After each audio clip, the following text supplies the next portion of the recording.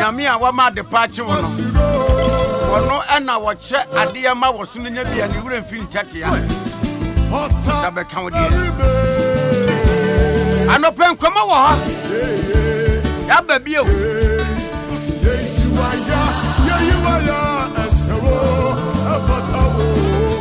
Professor Jampo akasa. Zana no memene da Global Citizen Festival. Omo wo munya ano. Ano no wo manfa nkobo wo se. Emom wo mo de kobo mampani na na adun tutu no. Sade na wo mo ye no Professor Jampo se eye nkura sese. Enye nibie. Wa wo ye bibia o se SHA emi she oni na ewu. Captain retired Krabie father I shall one lawyer. Abia semwa wakokan was circuit court min to min. The best I can do is a mekan work bro. Min to min can watch. I mean yakukudru. Visiting BNI is like going into a virgin's hole.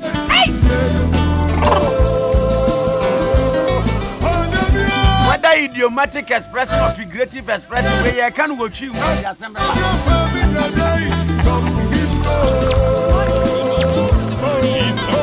Captain and Krabie father. Was I shall want any pump for our BNI sales one.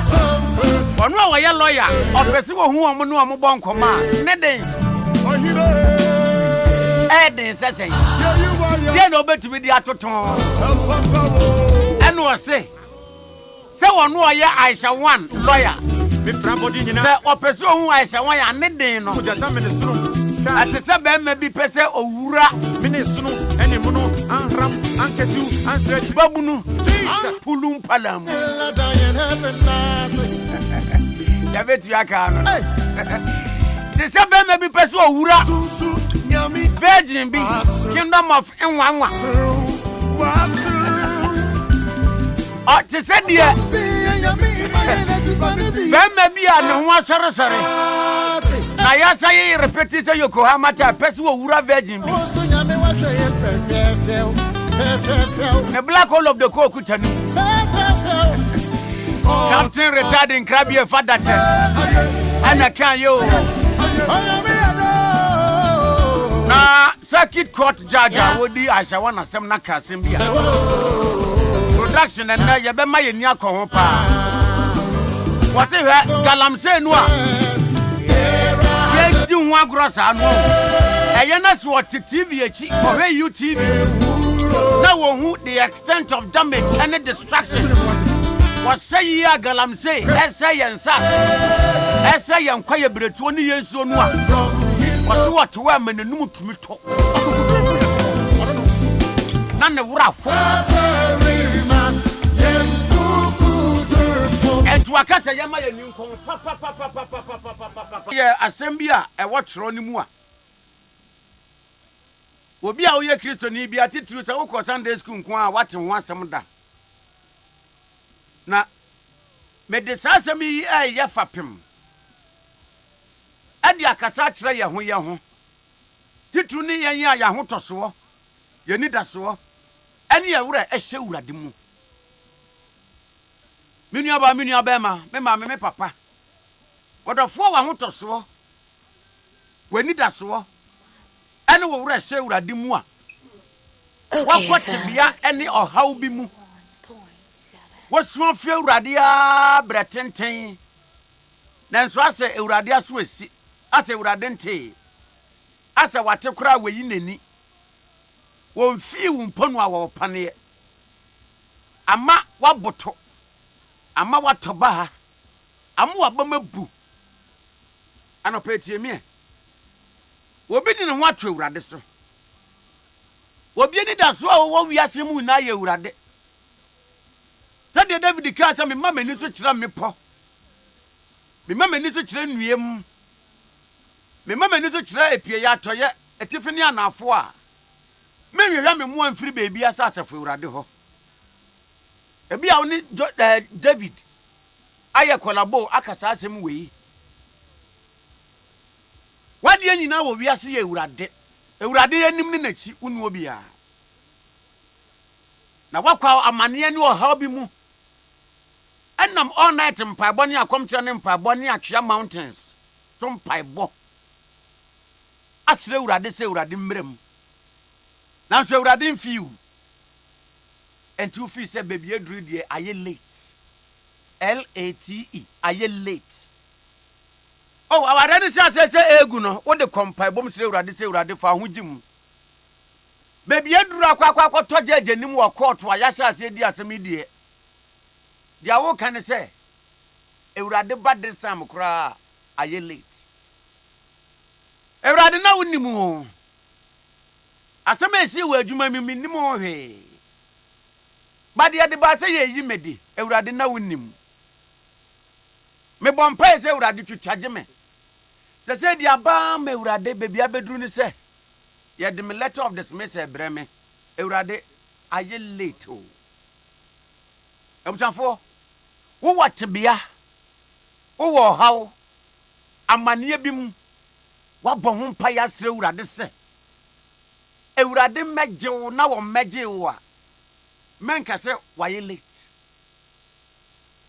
There be men can say, why ye late? Why? Because God is never late. God is never late in attending to our situations and conditions.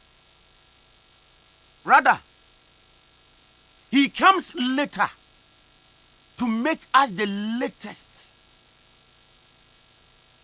Theo, God is never late in attending to our situations. He rather comes later to make us the latest. Nuamayaya the record holder out of the situation. John chapter 11. Emra Lazarus yari ya suma say yanko kantire Yesu wama. Lazarus wu ye. Da ye ni wakekeeping. Yesu wama. Ye barrier service. Yesu mbebo sermon. Na Lazarus mfa wura chechire nkwa asamado Yesu amma. Finally yekosie no de nka Yesu mra esiye ho. No mba commit Lazarus into the hands of the Father. Yesu amma. Ade Akye ye busuafo obuka Mary ne Martha ebu Lazarus yiye no ka canopy a wo mokọ hanye. Dinya me plastic ya akonwa wo ya akonwa wo mokọ hanye. Ye bu hu nkonta. Live band e ba ye. Yes, 4 days later, no buy. Now, can John chapter 11, verse 21, and Martha say, Mary and Martha say, Yes, Kawaha, and Lazarus. Okay, yes, 1 month. Are you late? Tell me, now you're no. 1 more. Maybe I drew the adjugon. Yes, someone tell me, baby, I see no. Martha say, na 4 days near the say or bon. But no munim say, God is never late. Rather, he comes later to make us the latest. He is never late. He comes later to make us the latest. Now, Obana so make you the latest, and I jump on you now and say, or per se what those certain record was situation him. Until that time. Nani pewu emo munyane but no obi nwui endi 4 days awo esiye a wabankwam enti odo na nkrofo owu asare but Lazarus de no na wabeye record holder a besinne Guinness Book of Record obi ambiti besinne Olympics obi ambiti. God is not late. He will come later to make you the latest. 6 minutes after 7. 101.7 FM. Ade Akye Abia dwumedie sini. Ya sam wate mo akwa babiem. Yetu ya mfo ase ye nkran ye hu nkran de. Na babie duru ni se ye kagya gum na ye de nan komo no chese so. We are streaming live on Facebook. OKAY 101.7 FM. Why join here? For Obi. Invite Obi. No, I'm not young Morgana on Como. Yemfa Ghana nsi ye. Anope mi nkoma edi kan. Aye nkoma delegate Democrat ne wo de aba. A wo de kan first lady Mama Lodina Mahama. Wode nfo nyina toa. Fe. Na asema wa twro de ato mfonyi no ho. Ene ese ate abisane agro ne nti. Ye kwa homa no so na ye ne Kanema mpani John Dramani Mahama ni botre mu honama wone ne kon nakrana. Ne kompo kase a wo kasafo mu magigye mama nse nyina te. Lawyer Godwin Eduji Tamaklo. Lawyer Machi. Nana, ano emejo so mechao. Ya joso pa na pomu bokode. Obo ade ada Roma, ensuo na eto. Enya zam keto. Enya zam keto. Se abeya kro betumi afiri. Edam akwose ka mu no. Enyezi. Embo Francis omunko school. Enyezi. We den kan so yitutu den kan omonya yadom we na. Oh. And the woman call off nan kwa intina fie sense. We are yes and baby be yiri pa. Na lawyer we dey anope yebo wo pron kokoso a. Delegate dey assembly ba twetwe so kakra. Say, deda Kanema mpani John Dramani Mahama apamfo say aban we enini yi no. Delegate so do beka bia sa na oboa. Na even first lady Mama Lodina Mahama kura cash ni sika pa adia bonika no afi ne se cash a mampeni na nado edia Mama Lodina no enye cash ketwa enye sika ketwa ana nkrofo bi say na say na tie na eja eya na maba say yenye mu hwi Yo no crap. The question is sometimes when a entity for a yard na Sabio, I say on a Obonsam level. But what I say on a Bonsam go.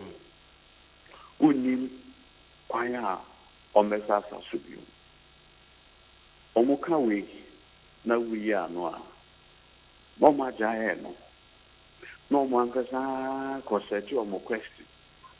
No more masa answer. No more now do we invite you to brand new discuss your question. No. Because said. What has brought about this conversation? What has brought about this conversation? Yet your memoir. In an NPP regional chairman, a Babon Chibekase, Tiniyo, H. John Dramani Mahama, a idea in 2013, or receive 30 million Ghana cedis as ex-gratia payments. Something when ordinary Timpies you. Any Babon Chibekase, Sebio. Uchantra, ma entrona uchano, and you're very intelligent. Why would you make me chantro or talk cancer when we are small? But Santro no is so unintelligent.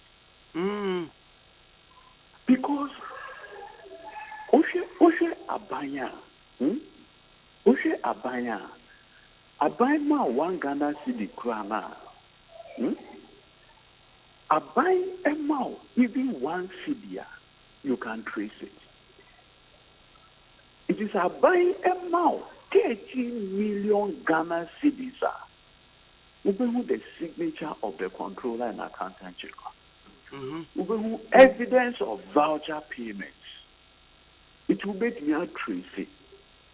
But what I say, any about one thing say, Chairman, Sebio. One number. It will be a chairman. Now MPP were 11 seats and no was 6. Chairman who knew with Jumaye. What I say? Chairman who they were Jumana Kufa to be you at the Ayen Yoma and set and fata. It you know, you have one thing like I say. Hey, chairman, call Akufado. Na order either the chief of staff, and now say on other controller, normal evidence of the payment of these 13 million Ghana cedis MRHD. Bra, everything ne.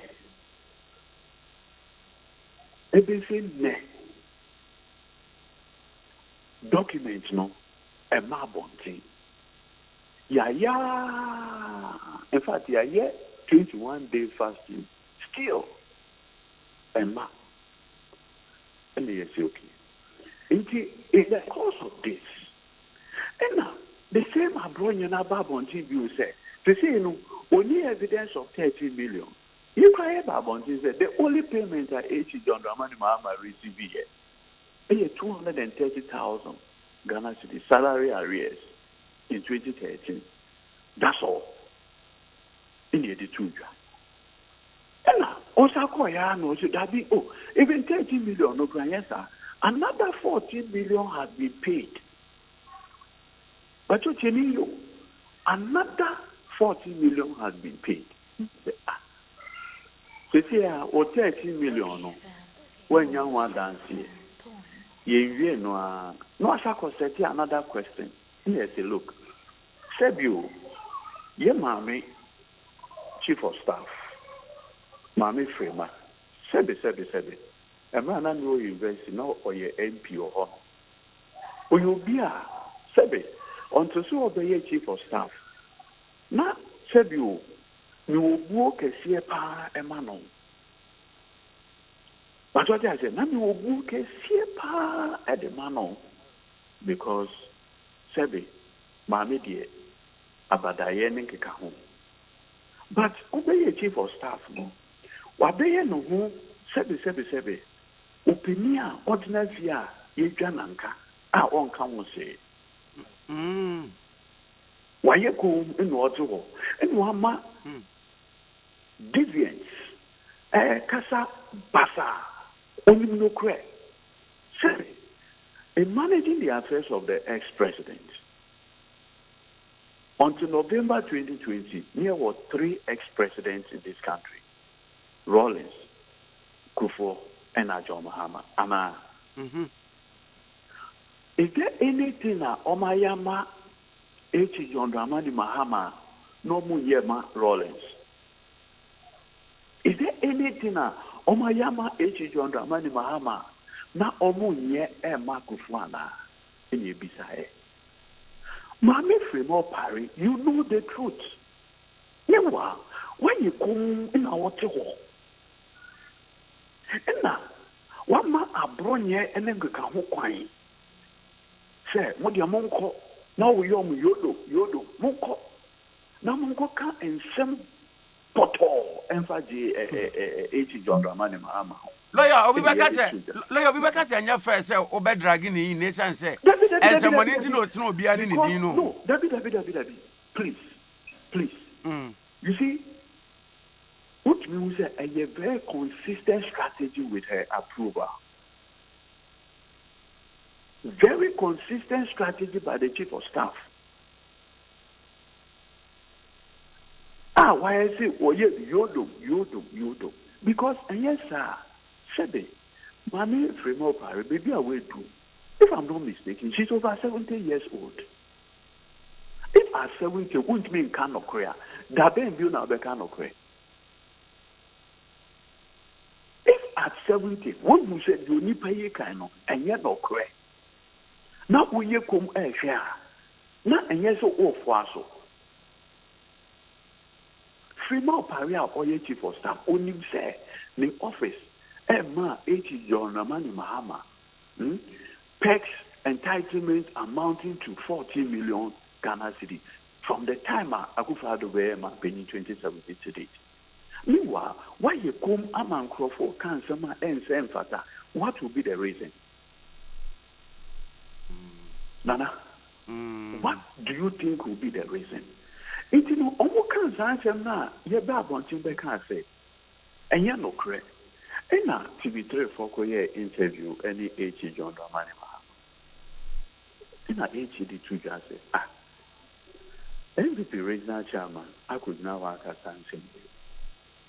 Then crying in some worker. Or say, Yamami 30 million. And you know, Sika by the Yamami, a year 230,000. How are 230,000 ever done in 13 million? Mentia say. No, say two. You say, magic pegs and Gekahu amounting to 14 million. And also, and you know, correct. Me, as former president, as an Article 71 office holder, I am entitled to A, B, C, D materials. Those things were not decided by me. A committee in a year and my parliament approved it. And that same thing applies to all the former president that we have in this country. Yeah, mommy, any special treatment, yeah, Marco and yeah, Ma Rollins until he died. So this is the state of affairs. And on no call, so can I say, as I speak to you, me too quite crana, me and me try me ticket. Now, and you may cry me too quite. Into me and Marco try me ticket, contrary to their na as they are buying your mommy. And so on. And I'll say, per the report of the committee, I'm even entitled to office accommodation.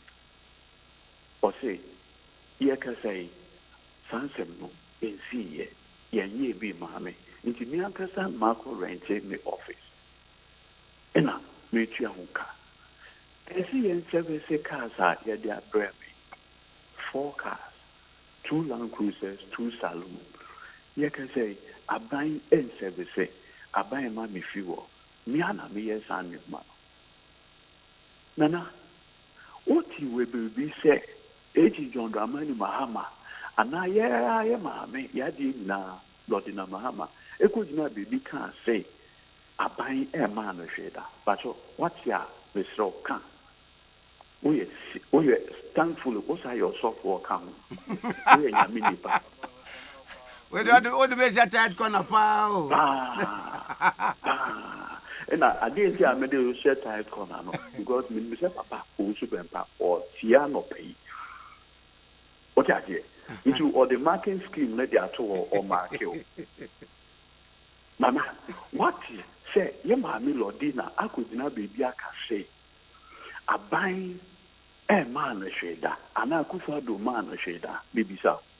No, once a moment, I mean, be a maternity ward, or would see at the mount cry. Aha, mentee review.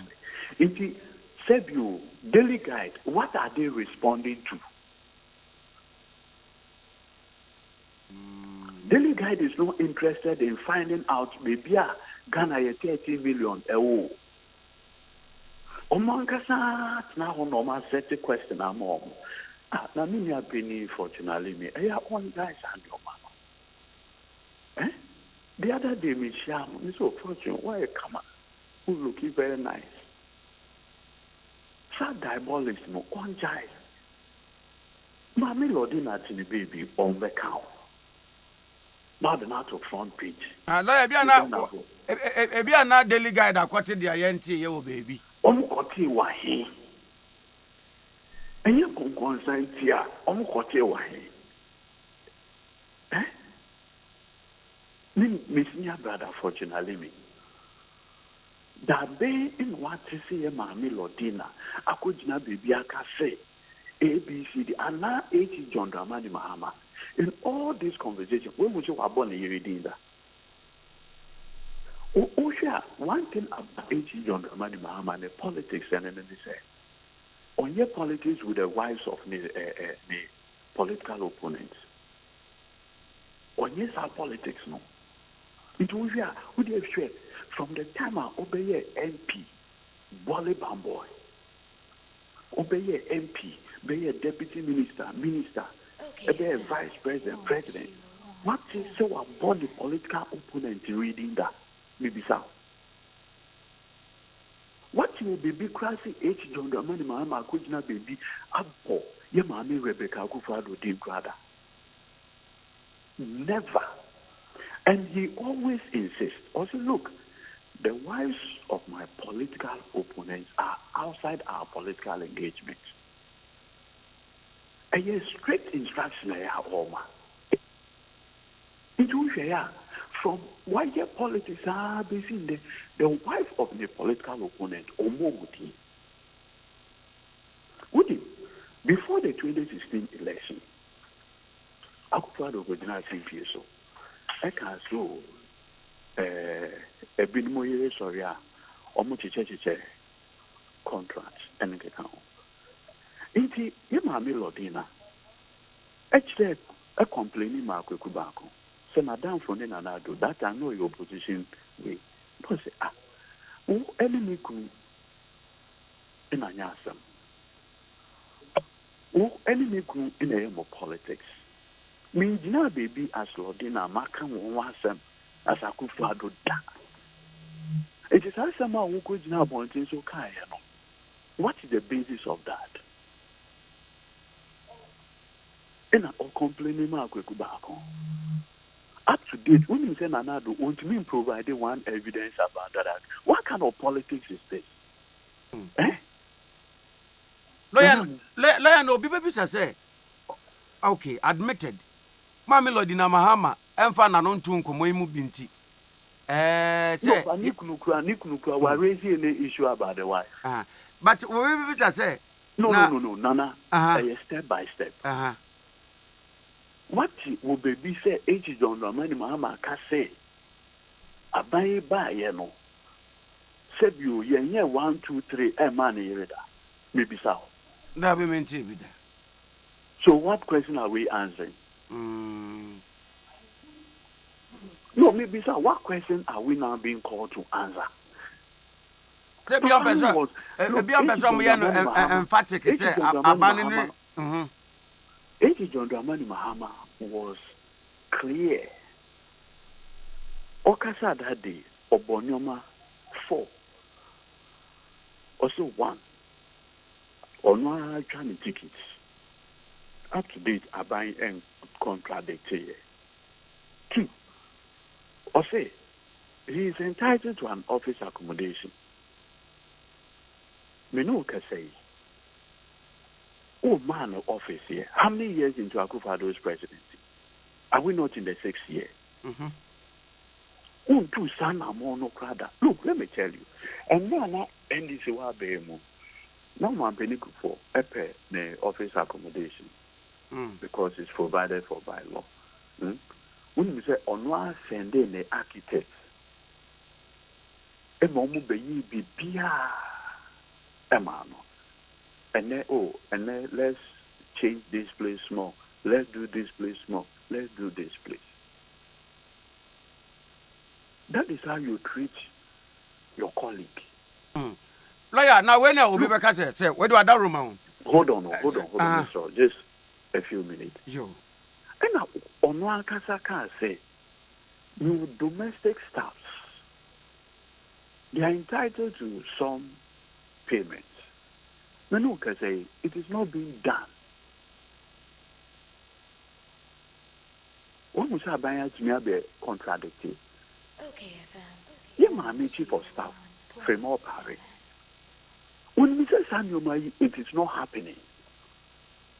No, why you come? And now, also, boys now, Omonena, Fremont Parry, also, Bronyana.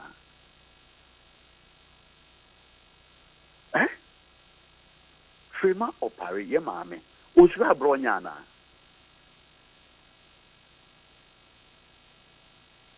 And you want to be in charge here. Yo, learn my memory when. Where the uncle my boy, what I say, as some nifi, and a delegate, the aquafa, some waba. I mean, you're in charge here. Ebiana, Obibeka say, said the Nukunu, H. John Dramani Muhammad Yasha, you know. Were my prudent enough, I have petted a criminal who say, Ariana. Mami Lodina dear benti wo de ma yentin free ona you see Nana we also opinion in some about what sorry ma wa ye de ba we nim so also we na ko so boy ni solve it the problem na we solve it again say wa mon pese ye beduru wo kransa nya bekanti yen kan free opereko na nkoye nkomofo from be say bread. Oh, yes, I didn't know what sorry. Ungo sorry, die. 10 Konenam, our face in Sama, Ungu Atorino. Tell you now, Quack, yes, you are. When you and so I send you one in the surgery home, come on. Minimum so yes. Yes, Abu. But lawyer,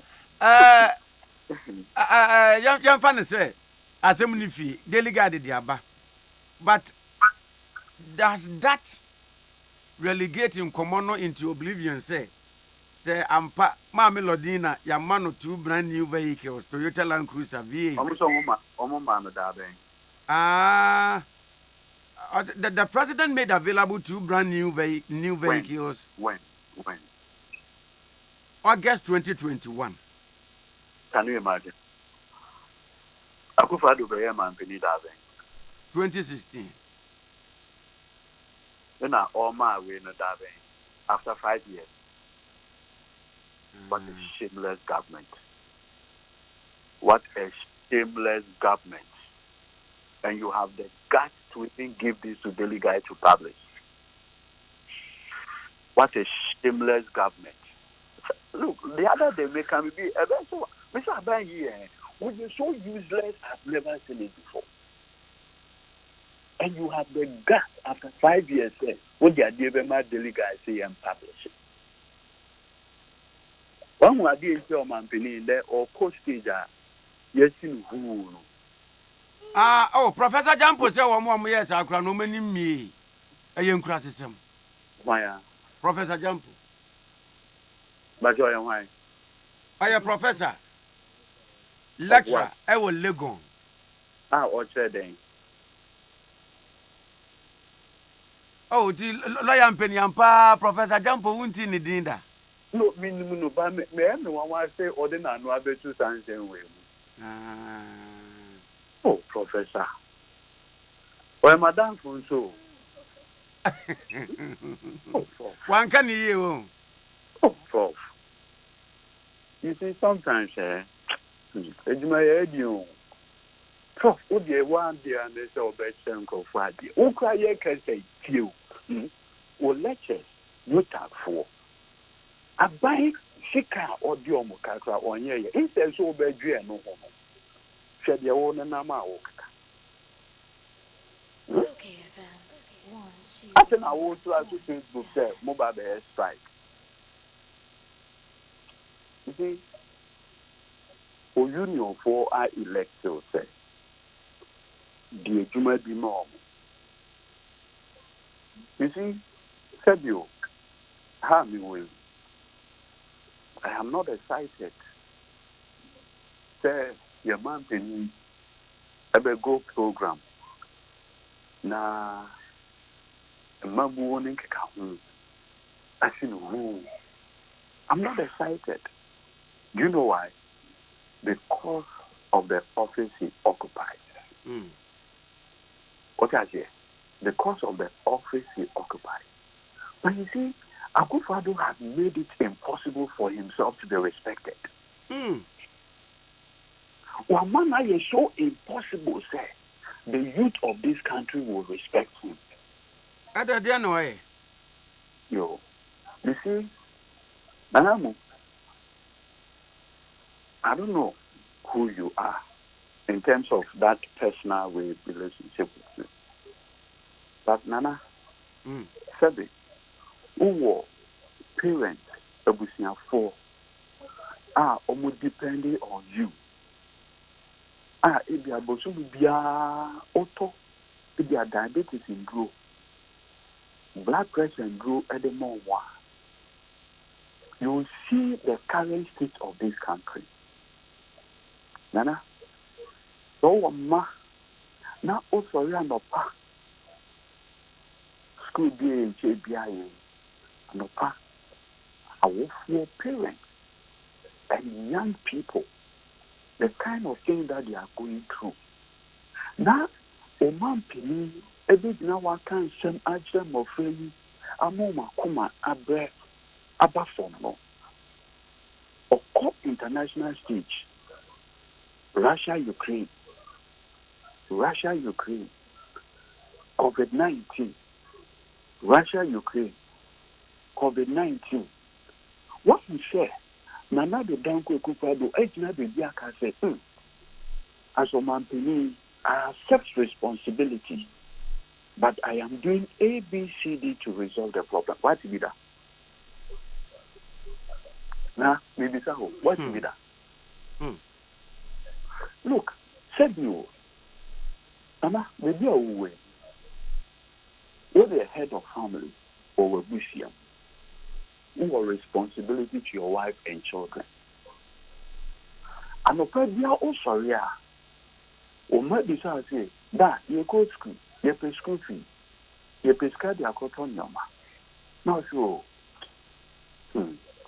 only men now for man is sky.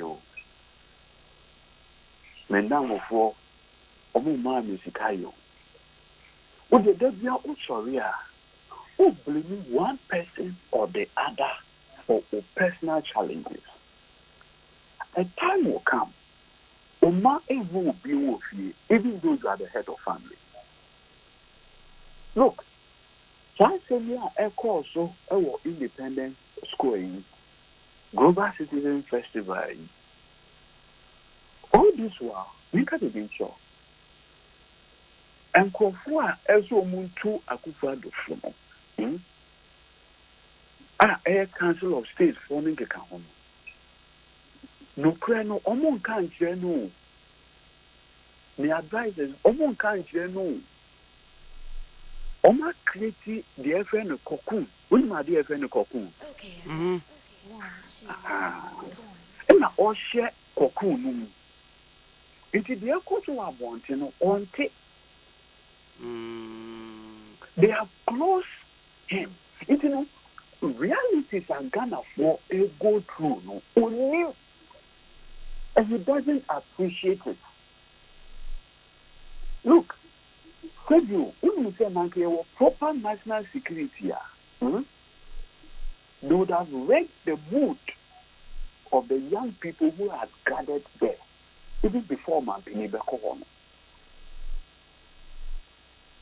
They would have done it. But you see, Obibia Eshiana na, they almost sat down and say, hey, Nana, you will be so down. Nana Nankuan Magana, we are better than Otadifu. Nana, we are better than Jedi Dankwa. Nana, do you will be that? Nana knew. No crena, no crena, Ubian can't say no. So, the echo also that day was a reality check. Said you, said it. Obe sorry the next morning, no what to say. The whole NPP through their deputy national communication officer, IFN Wusu Bempa. You are about to say, and the NDC now organizing young people to go and boo at the president. To have more respect for the youth of this country. Like no crowd Monday no. You need Jennifer Queen cry kind, and I'm not crying so. One year of now, the crowd to the Nanube to be cry say. I am a crown, I'm organizing more Mokoyasa. Now, you see, I'm for Hobson here. Hobson. For a mini opinion, for a mini opinion, Precope, of your Tiabi. One will. But what would the politics? What would say, and so be a winning? Oh, like where they are below the bed and pay. Look, you see. Hey, you see interview, no, and I felt sad. Hobson only me. My friend is your brother. Now, who's in your brother, pan, and what would you say? But you see, you know my yeah, all year. Sometimes they what we say Hobson or the new can be an answer. The last time. Oko na Kumasi Abontin so Alan campaign. What was your good campaign? What campaign? What that be or sorry and sema or camo. Sebi. This is so bad that you walk a cram. Then and your body you were 18 so your uncle point your man say and yes it's a filter. One will car filter no. A filter impurities. Now, the proper one may be engine. The car new filter. At the body be a deco engine. The component answer engine on the bed and a bebo. Sebi. This is a well organized program. Even the process of ticketing was online. So how could NDC organize people like that? Now, if NDC has the capacity to organize people, then I never knew that NDC is this powerful. I mean, how can you even say this? And then someone may come and say, look, say any serious amanyokua, what you do is that you organize emergency cabinet meeting. Because you see, now, let me tell you something. President, they are moving back home, but amanyokua, they are edaho. Sabi, within NPP, Akufo-Addo only the first presidential candidate. Is he the first presidential candidate? No. Why? Everyone you want to become. Kufuor did maintaining 8 years encore. 2024, Akufo-Addo encore. But among you could be there and so sometimes, especially a lame duck president like Akufo-Addo, because he's lame duck, and you do any election blue. What do? You say, Mr. President, the information we are taking on the ground, it is no good for the continued survival of the political party. Mr. President, what can we do to change the fortune of the party? You don't do this. No, about Bonji said, when young people dare or boo at our president, it is the opposition. How do you do that? But now, look at me, I can make friend with brother, Hobson. I'm saying, not that me cry, say, yeah, me a young president, me cry, in Casa. No, friend is so, Mindia. Chobo, then Casa. Now, what will you be? You go Casa, and yet give my young Bofano class here, Becca, with him. But lawyer, now, where's Nibian wedding? Sir, my chance. You. But you see, in some now, all come on. Miss Remo. Look, only Mr. Hobson. You are only propaganda secretary for MPP, NDC, Manso. Oh, sir. NDC. Lawyer, where dear, any diem, and no boom, Wadaroma. Unia Hobson say, Opeso Biso Assamba Cope. Oh, I. Say, me, Mrs. On the cuckoo be no. What's your machine? Now, and the paper called ye. Uncle Fonda. Now, Uzunia Kabibia, and told it. We are Simon and some poor Babupai, oh, we are Simona, one in the Casazi. Yeah, can Jimmy Four. And so I send you a hot one. Walk casse, ye walk filter. One cassa walker, not also one filter, not so I put two below the person I would describe on no, and I'm one. You see, my young fat and nibre come any yard near day, and my radio so mamma cassa. Oh, cassa. As you said, we didn't need ye.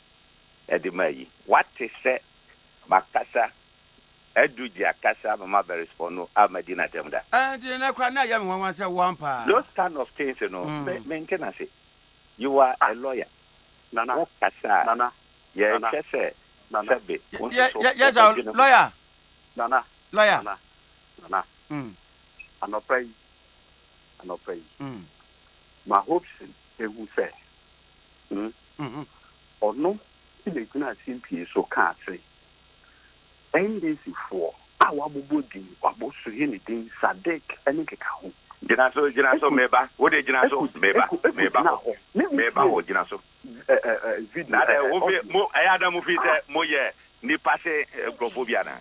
obi ankasa o ye nipa si o kasa na program na ekoso no ye si su dua bi kwame eduje di nchemu a ye be ma boys na ba be kasa wo radio no so ne si aye kasa mo mo nra ye ka de kru da brada dem na ya na mudi no me say hopes ebra ya botre eduje keep quiet and let me talk we the lawyer wadaroma ka ajo medase ebra omo eye kanisen global citizens ayi originally nanka adase trade minister na say tourism minister per information aminyae omo baako ananka babe address nkrofo no but the fact is president ankasa ekobi was South Africa na what requested say a bagana what do we say this year in Nigeria president requested say a bagana ngope and a buy eti omo share the time na UN assembly no enti no mo hwese ministers no bako ebetimi abaso ana fortunately president timi bedru here before the day adom yusu omo ne kasa ne nese so oba na Sadiq our year 3 music award because of say our industry no one lead organizers ni bi award that concert no eti what say you know be boni patriding Sadiq Laridogbe and Suhini met at a particular place you see ya mamu nya me entutu nsemu abondi ho do you tama promusu ban say na ama ene odina radio so awusu information ya de tutu abonten ujina hodum ababa akusu you can say chief of staff don't do those things when you force people to a corner they are also forced to bring certain things out boys are mukoko for mu free fadama me so mu for boys baku 75 free fadama eba baku bia 120 Ghana cedis 120 Ghana cedis can you come on board and say Sabioma we are happy what make me my evidence be say what you share that video na trending no one particular shot that day bloggers walk Ghana and Krahenjina was they were there they were carrying the 10 life I didn't see that young who said in war movie video now one particular video pay and none yes I don't know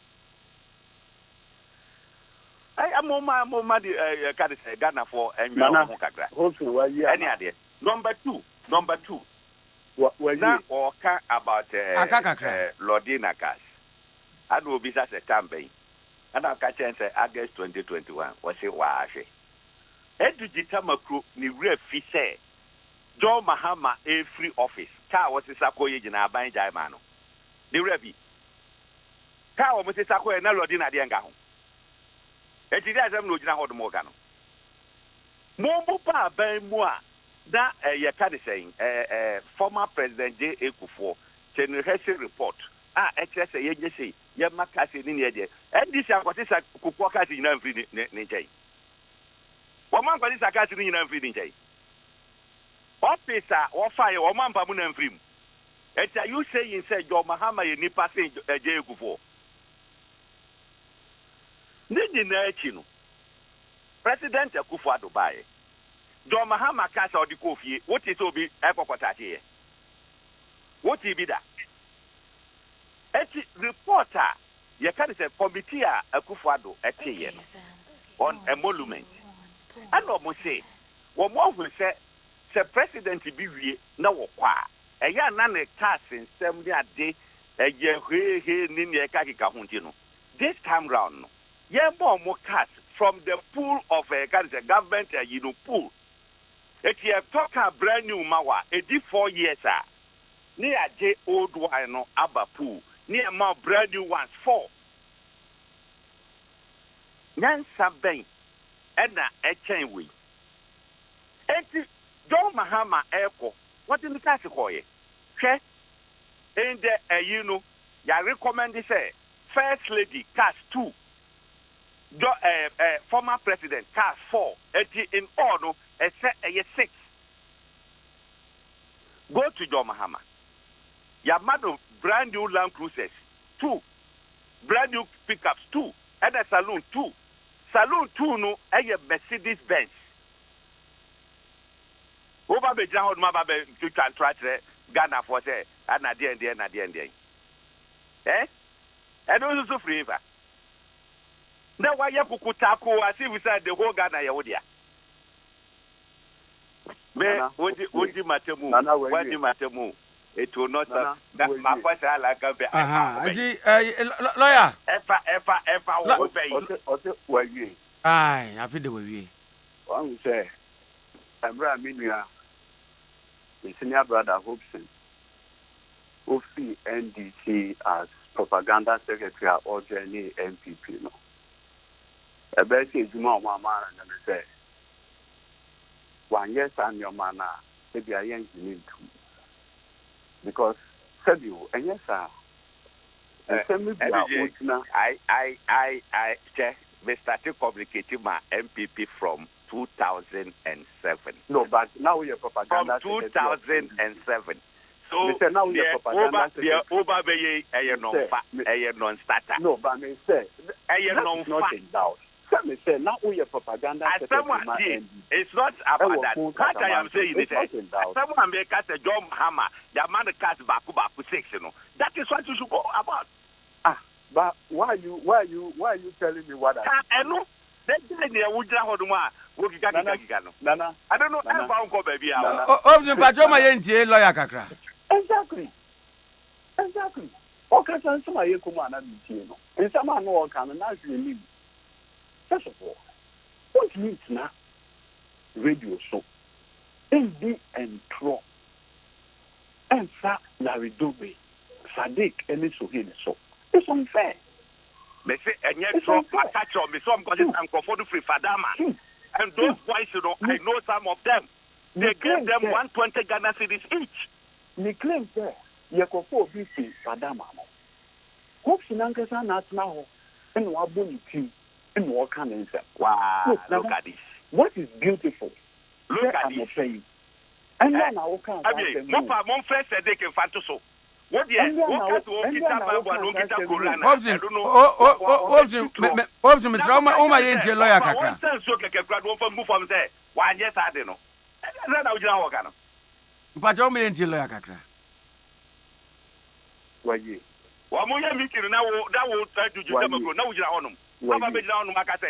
young people are expressing displeasure at the way our governance are consumed. Especially nipa beye asopa. Actually, no matter kwanya, or make me address the concerns of these young people. The young enemy say, Yenfa and Tro any and nada. Who are you deceiving? Look, this and Tro or my catcher nana, and you didn't be see her. Not true. What makes that say? Suhimi, Larry Dobe, and a Sadiq. Young man, or born a bra, why you be abedu something pension? No, why do you say? Let me go and destroy him. I hope so. How do you feel when you do some of these things? Won't you make you know on me? I mention specific names. Let's say these 3 people met. Or more recruited 75 from Fadama. Look, were you there? Nana, I think you should moderate. Were you there? What Roman come on, lawyer, so I see, and you want so. Aha. In other case, you hope when you are the meeting. Something, when you are the meeting. Are you asking me? I'm asking you a question. When you are the meeting. My mouth specific issue. Yes or no? How am I saying it? Were you at the meeting? So you were at the meeting with Suhini and Sadiq. Is that what you are saying? Courtroom no about cross examination. Me say simple question. Were you in the meeting with Suhini? How did I know? How did I know? Say. Side way for society, that way for 120 Ghana. Who ya interview you are first a dick say or microphobia 120 Ghana. And you see, Nana told him this young man. Kwame Amoh, and met him about some of them, their contact, natural number. Nana, let's say, a medium far. One who show UTV. This young man, Saturday, Obaso, a very young, promising person, which near Bono Brand was started 3 music awards. I will develop here, baby, something swing. Put a lot of industry, a lot of energy, creativity into this whole concept. Seven, as a colleague person within the entertainment sphere, you owe him a duty. Say, Obiba, you will be trying to or so. You hold the person to the strictest proof. Obi now, a meeting now. One, you were not even there, you claim. Two, what's that? A billionaire eventually say, Omo receive Sika. I mean, this kind of talk, where can you entertain this? All in the name of protecting Akufo-Addo from the realities are Ghana for a good through. I mean, how can you do this? How can you do this? And you see, the SIA system, let me say, look, a while ago, in a Jomahama Kono of Fanny Cars, I mean, Goshen, stop this. That is it. But say, what you mean fire the media brought this morning? Stop this. Are you telling me that Jomahama Kono and Fakas and Gobi? What are you talking about? You think we are kids here? You think we are kids? You don't say. Jomahama and Kofi, one Fakas and Kwana. Give us some kind of respect. You see, Nanabu, Meno Kasai earlier. And I gave you item by item, ages on the money, Mahama. But the committee report you was entitled to, Anna. Mrs. Siso can say, there is nothing that has happened to him, the previous predecessors, Anna. As far back as 2 weeks ago, young NDC for Ankasa, he had 2 just say, one, and then that ages on the money, Mahama, Asia Beam. They allocated 4 cars to him. 2 swerves, the other friend Land Cruisers. 2 saloon cars. The Land Cruisers here, GSR.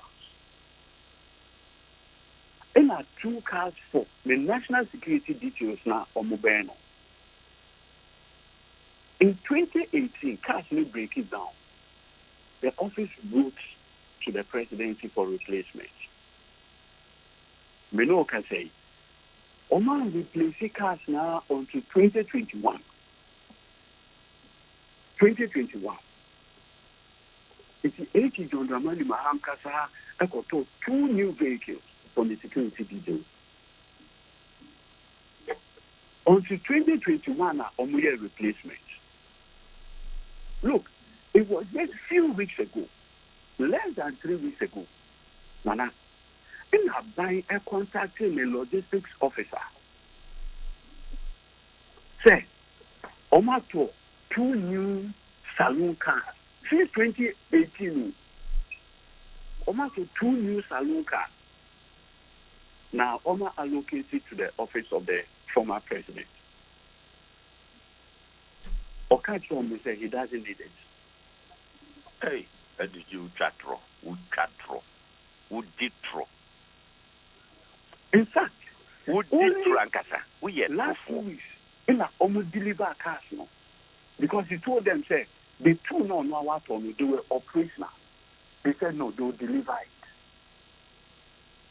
Because it was part of his entitlement. If it's a hope since now or can say, no, Jomahama Kona or Fanikan now, what is he talking about?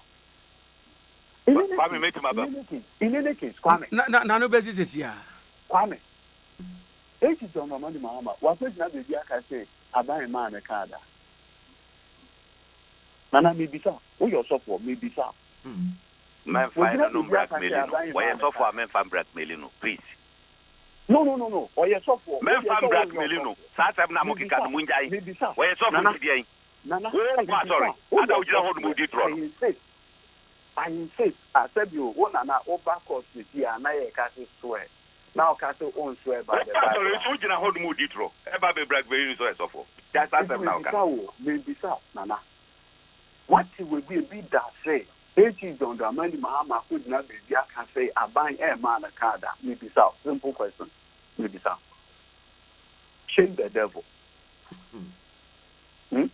Nana, maybe so. You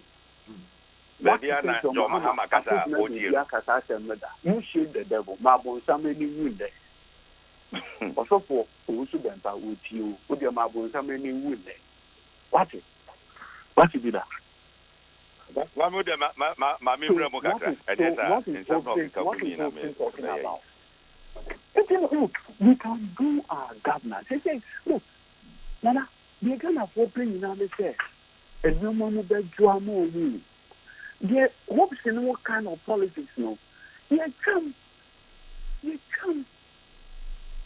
Why make you to what end? That then, hopes. You. Hopes it, this the war. That yo. I'm in no lawyers in Anka, young to Uncle Mosso. What am I in your Sinaminga with? Ebia or Qua or Becate. You the man in your Obeco Cotton. What Madinga Sugata? Pammy. Near Dickay. Sa a Segdic Assembly. Near me Yaw money say, what would you in that prayer? Na ye do my dick as ye say about. President did not hold the ever better actually. Womb and now be none for so more. And then the money yam me boodino. What is it? And your fate. And the last year or conference center. I was there. So why you lying? I want to cry. So why you lying about this kind of a now we go to my papa is it not a shame? Hopefully, this is a young man.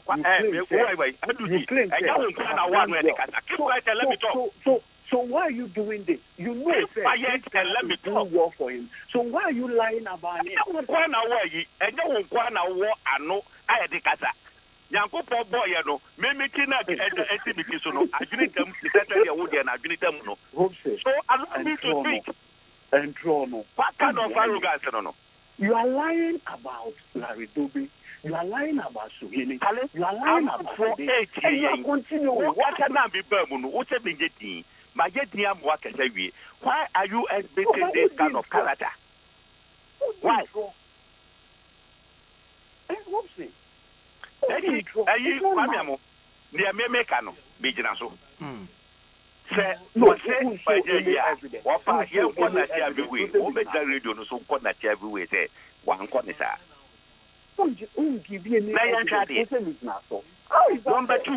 Number two. I don't know, Claudia, may I know each other in Yami. Number two, baby, hear me. A former president. Was a walker say, Bayer a Yinina or logistics contact and was a main pen and the Kaika. Uber Pichano, every visa is a yes of a canocre. Was so sorry about sorry, them to meet in Mr. Miko Pompey and Manyancopo, not Pichano, no would deep run open. Okay. Mamma lawyer, Quananka, young to us, and lawyer. Nana, no. Are you coming to America? Former president, some few minutes now. Oh, and then you're my lawyer, few minutes in that Nanusina, young trust. Lucia, what won't you? Because make time some no nuclear woman and I don't pay. Kind of fool, you know, seminar opinion, function and doye. Sorry, a new bristle about the control. Absolute. A very young, enterprising young man, Dick, Larry Alan Dobe, Eddie Sohini. Uncle Foa, Omomocho, Mobia, Omojo, na wasaya no pase o o de me make can talk say into omoso ebinum begie di. I mean, we can do our politics best. Look, boxing, when you are saying, not expect to say, we can in this country, no, friend one chain, and Casu, Virginia brother, ABCD, and the same. No, what? Said you, we do see, now, who choose an ammonia. It does not befit your politics are easy. We can do beautiful politics without this lies. And yes, fair. Folks, this show. Jai. Me and Koye, when we pitch, we over become so more. Why? Who's doing that? Manuel. Lawyer, where the better than no pay what that any obre. Ah, when you may not pay. That's it. Yo, Yamin can what day na Mundan's so. Yo, earlier, you're hoping not you know. Yo. What people are saying, where do you watch it today? But Larry needs you in, nay, a branch about Sadiq. Say, Unya Wamu, my sure. They are working in over to me as a subium. Ah, me say, Sadiq, because it's a industry player, that association with the organizers, that is a president Bebano. Sadiq and the board, Larry Dogbe Nisuhini Amani, President Beba. They sat somewhere and they were having a discussion. And another lawyer said, Nana meeting in our hobby. Obia, no, and a bomb money. Boys in ye Sadiq echo recruit two or more from Fadamano. Apparently, no. Guys in Obako, but yes, 3 months back. That menene ubi and the nam sa for close to be 1 month. That is me mommy trim and farmer mecastle. Me mommy trim and farmer mecastle. Recruitment, was done by Sadiq. They say 75 guys from Fadama or Mobia 120 Ghana cities to go and do that. I told them I'm in fact on 20. Former president a year now walking. You see, a digital Makoyano or Pese officer or be prey on the emotions of Ghanaians. But he would not succeed. But obviously, where the Obebuameka Krana, where you know, my son, mammy. You say, okay, wait a Mr. Mamma holding it, meaning that what they obey battle. Oh, that Nipa now, Medina Banuye, Nipa Wakano wants them. Mamma winning city Siana, Omram. I just a former president, you know, Macayo, Macayo. Yo, whatever. Oh, them one is it. One is into them one is it. Okay. That is former president they are working. And you know, report a monument committee report. President Akufo-Addo Eba say because of Kasakasa ya na work cast continue. Say no. Yema former president in Kasa every pool. Every 4 years no. Yebesesa edi amount. 4 years no so ni agida da na dia ba. Ni amount brand new ones. Obuye edi koye no. Former president Jinade Omo Eyi Baye Awomo Kanye no. Ye can say Kasni ready Omo de kono. Former President Mahama Emma ono ankasa ne specs. Se we na mepe. Edinti ana ono ne de no e delay ya eba last year. In fact, Mercedes Benz in the crowd here. Wado ne specs no Emma di delay. Edinti na Mercedes Benz no wado nya de de ene. The shuttle officer what dealing with a former president in the United States. I mean, always men in a song net, you know. A yellow preta say former president here, Momoka. And I say, you know, at times say, Tassano, a war government pool, Muntino. Yeah, the amount, ye can say, ye for a ye at the cardum. You go to the government fuel pump and then fill the car. It is a former president of the transit or do one the told fuel or do one the yes ya and no credit. So on the now. Bibia, as a former president in Yabiano, Aban ye Aban sorry keke, no I can say, oh, former president will be here with and the society. No, all former presidents are what we are union. They put in the request. Sabia obey na ba, we are memo, na memo na ko, na for my normal de Fusikako, and that's all my putia. That in the Kaika. It is a one family one qua. Ye better who say. Sadi we wo hoduma e biase se yetimi e de ma wada se bibisa eti de we be ka de de e ya tro ana obebe di kire Ghana for no Akufo-Addo the president wa make sure say bibia e fata former president bia no ye de be ma no na option na me bisa se de na lawyer ba ku bia wo bisa se lodina de yi e ho nkomo bia mai na delegate de ba be ye den wa bra ma me nyina bebi anka bibia wotine bebi odwune no ho na eye part of it ye ka se hwe o hwe committee reporter task 6 ekodo emu 2 eye former first ladies there emu 2 because former first lady no do say enye official sir former president na gasa 4 na 2 na ka ho no first lady there. And it's in the yard of Bunyakas 6. But admitted though, but I'm common to say, yes, a chunu ya and penedanta. Asem nifi, and a delegate the asem yabe bumti, what maybe I say na, Bibin Kopusu, Papa Dana, a yedre day. Then I can be a mamma could deny baby say, a beer what him come be a question and yano credit. And to achieve what?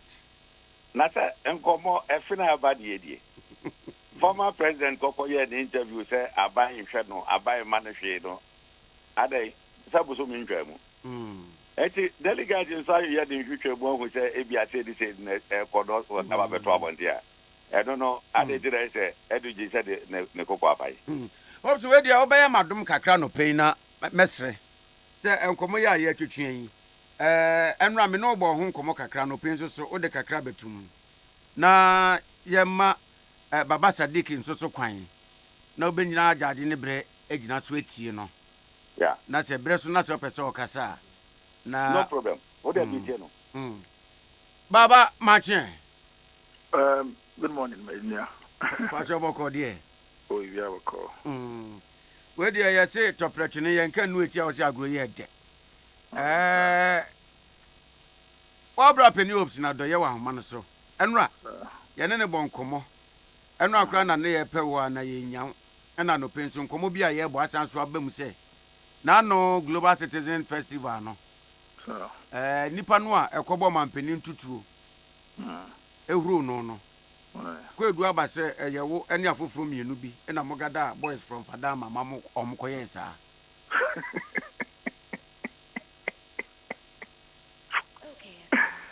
I mean, obviously, this can come from somebody who is not well in the brain. Nobody, I mean, obviously. I mean, Obipa, to say, Sadiq, this is what I'll be engaging. I'm above that. Come on. I'm above these things. I will never engage in such things. It's a lie. I'm above these things. I mean, it's a lie. It's a lie. In fact, I mean, not to catch you on, in Granajo, I got notifications of Sound Common Amunya and Grano. I had a very, very good laugh. Yes, but I can understand. You will do more. They engage in a very, very bad politics, and so, they will never stop at nothing to just try to destroy people they think are hardworking, people that are above them, people that have shown and proven, I mean, the things that they do, they cannot do even a little less of it. So, yes, so I can understand how this thing is, but it's a very, very, very laughable and funny thing. The program, Nankata, na oh. Well, I was there. I watched it. I was right behind the president. Now to Netipe. Not behind the chipe. Me and Makoko Kumante, the deputy minister, my partner, Chata Oziola, we're all there. We watched the show. We had a good show. Na sa de no ote ana chire na obehu no Barbara no no. O say yen may will be a friend UVIP. We are present no. It's called a UVIP. So where you are there, no, you will not actually even hear it in resounding effect. But there, no, because I was right standing by the CEO of Chata House with my partner and Kiki Banson. He didn't come on. We were listening to the performance. He didn't come on, and the president went on. We didn't even see the time he went on. And then we could hear that somebody saying they were booing at the president. They were booing at the president. And then that's it. But we're all there at the show. But be it as it may, I mean, as Sadiq, everybody knows me. I'm very, very particular about the creative economy and the creative industry. And so anything that would enhance and improve the creative economy, no. I will never do anything that will bring it down. No. It's far from right. I mean, I've invested in the creative industry. I continue to invest in the creative industry. In fact, what Hussein is saying and doesn't know is that the stage that was put out there, the right person that put out the stage there and everything, he doesn't know the circumstances, how the stage even got there in the first place. Very, very funny that anybody would say this, but I mean, I can understand. Or no, that's the kind of politics that he engages. In fact, for somebody that apparently, war, national security there, if indeed you have any evidence that Baba Sadiq, I'm engaged in anything that would impact the national program of this sort, or am I still working freely and doing my business? I mean, but I get it that or no, that's the kind of things he engages in. And so it's a very, very funny thing, but it's a lie. That is so, maybe say, how did you feel, sir? The award case winning more now out of the blue. Abba Ade Akye.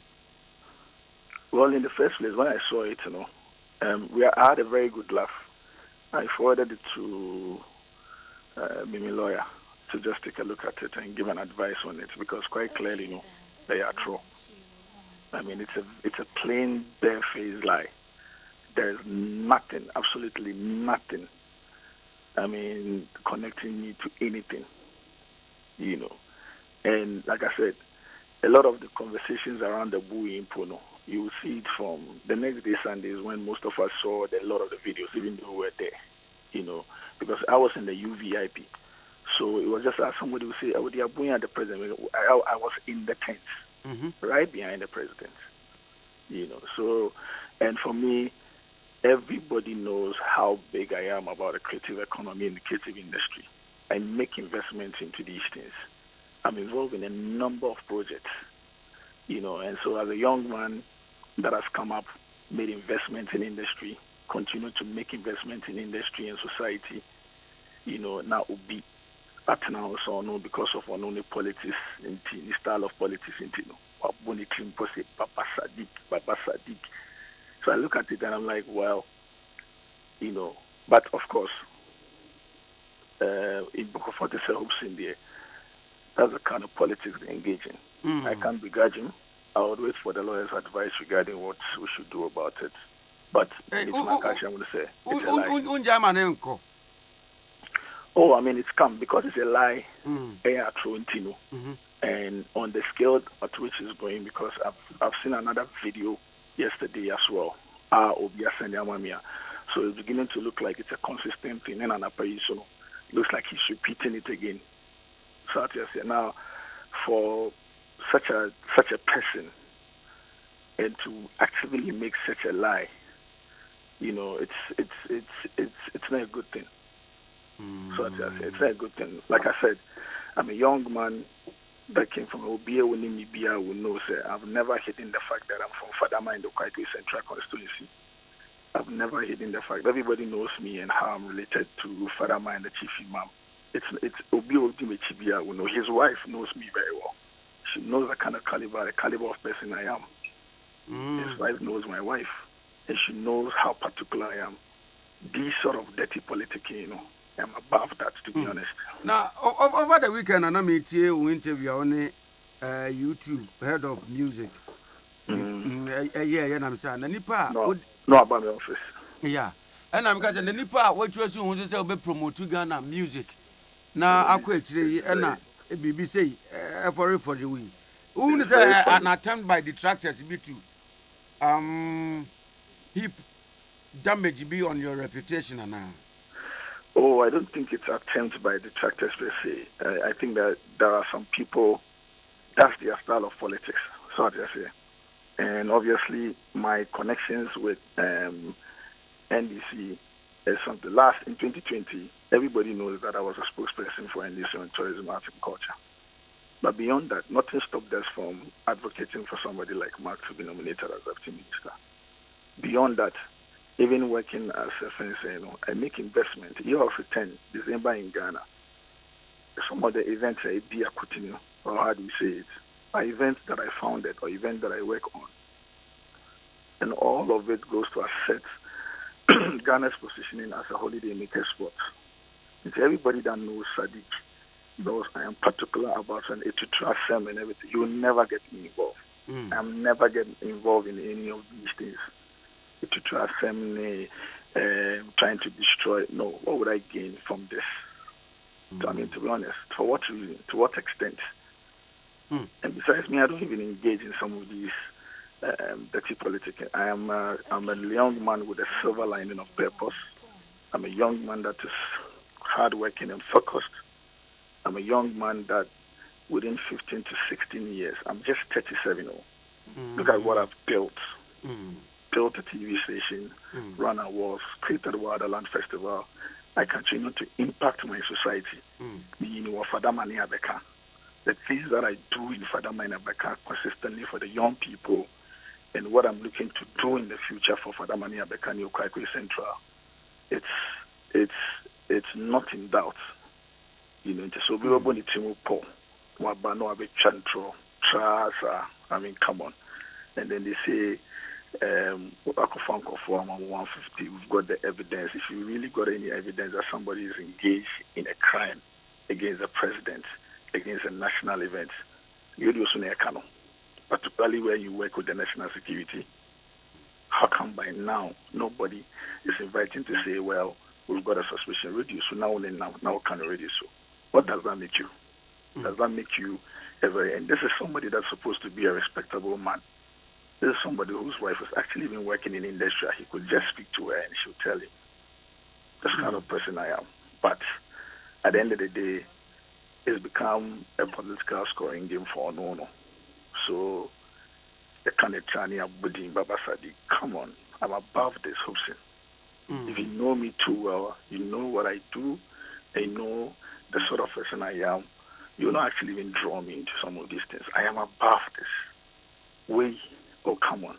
Since last year in December alone, I put in almost $2 million in Wonderland Festival. And this is the person that I want to destroy, that would want to destroy the good stuff that will be coming to Ghana. Come on, the Global Citizen is a very good thing. The Global Citizen Festival is a very good thing. Beyond the spotlight that is brought to the country, there are a number of, almost about 95% of the people that will work on the event are people that work in industry. And all of them would directly and indirectly benefit and get money. Beyond that, the sort of impact and shining the spotlight we will do on Ghanaian entertainers, on Ghana, December, I'm involved in a number of activities. The highlight and the spotlight that we bring to me. I'm a very, very sharp, very intelligent, I'm a very, very focused young man. I will not engage in anything that will destroy. It is not my nature. This is purely, these are fabricated lies.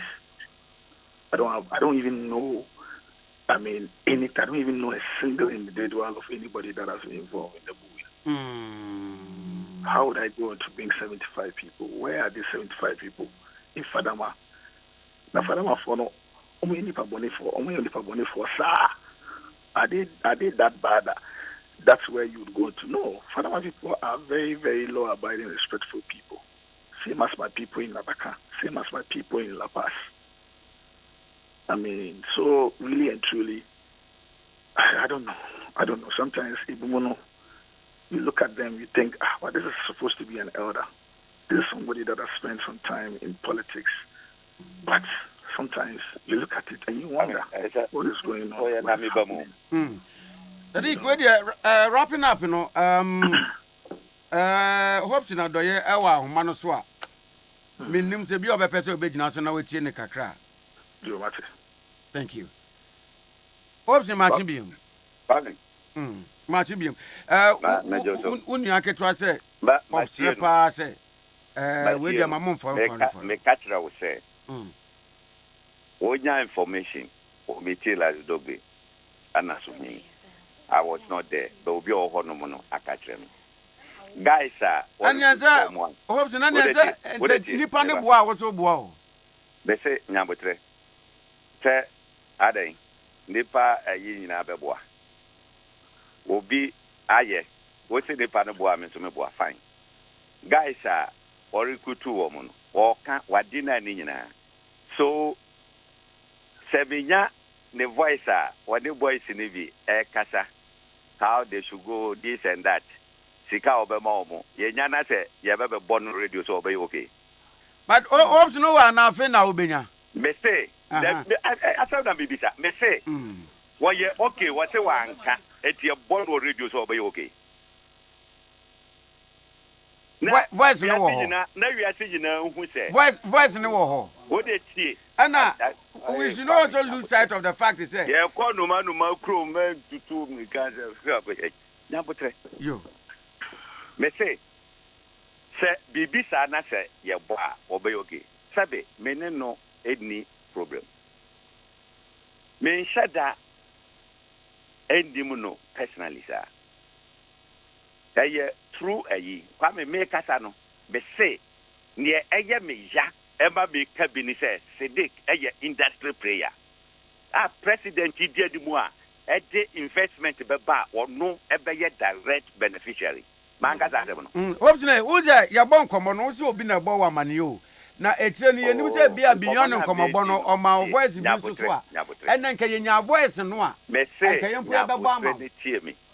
Yabutre. Me, Mashada no Macassa same way, Mabicassa same way. Walker such a person, or you sue such a person who works at a can say national security and whatever regional radio so now work at them way. Me sabe me ni any intention some destroy no. But so put that agent me man for say me mobitim any trotta. I didn't know me. If I don't have evidence to that year, why should I mention his name? Because of what? Am I in any competition? Young common if it's running na Obina no meeting us in Obebo Wamanie. And into near beyond Obi meeting us or Bebo Wamaniano. A dear baby. Hello. Anna make us say, men don't need competition. Yeah. And also, I don't know 1 minute now. Sadiq was so busy as okay, I mean, Obi Dia Trumpuna. Sometimes you don't. This is wild and crazy. Like Dobi Albonidin, I don't know him. I don't even know Larry Dobi. I know Sweeney. I don't remember the last time I've seen Sweeney. I don't think the whole of this is coming who Sweeney po. Hey, but Larry Dobi are okay for me. Hey. So hello, Chameba. And he says in one breath. Or body categorically Sadiq and Ushechi, Baba Sadiq Ushechi. In another breath, or say, Obi no or no more, and a wabe catch. I mean, for somebody that works with an intelligence unit as national security, is this a sort of investigation? Okay, then I'll prove to you. You don't have to waste time. What I may say, I will prove to you. Listen. One there is no business in the whole of this year, Winchia Mother. And yes, Hossein, I'll prove. Are you going to interrogate me on radio? I'm saying I'm going to prove. This is somebody that's supposed to be. Hossein, this is a place I know. What come on, Anusia? Come on, Anusia. You see, Sana, I mean, this kind of politics, as what you say, they are above this kind of politics. Me, I am above these things. Politics, I'm younger than you. Politics. Once you involve yourself in politics, you are into politics. It is just a no. Die. Okay. Mami, what you say? It is just as now walking kakekano. And someone bani with the substance. Tiki, but you need to control your program. You need to control your program. Either so kasa, me kasa, kasa. This back and forth, I didn't come in to come and do this back and forth. And that's what I mean by I am above this kind of politics. My media simple. What say? But me, I am going to prove to him that time no matter friend. Presenter. And where are Kwame Amoh? Kwame Amoh.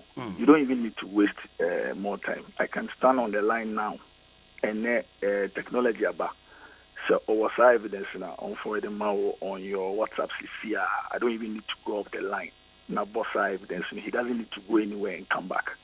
If he has any evidence of any involvement in that, I mean to send it to you. But what I can say to you, is that it is a lie. Me as Sadiq, I've always lived with a silver lining of purpose.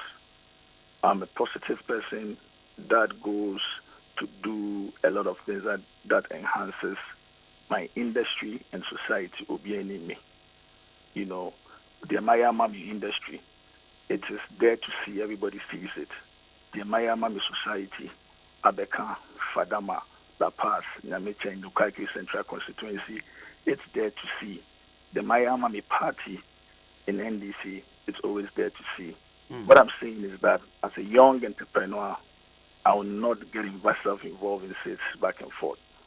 This clearly is a lie, or be a fabricated, and is putting it out there to score his political points. And that's what I mean by sex politics, I'm above that. Me helps in change me opinion. But as a young person who's doing so much more than he has ever done in his life, he should know to understand that I am above these things. If I wanted to focus on sound and lifestyle and everything and how he does his politics, I'm sure I would have done that. But it is not my style. It's not something I want to engage in.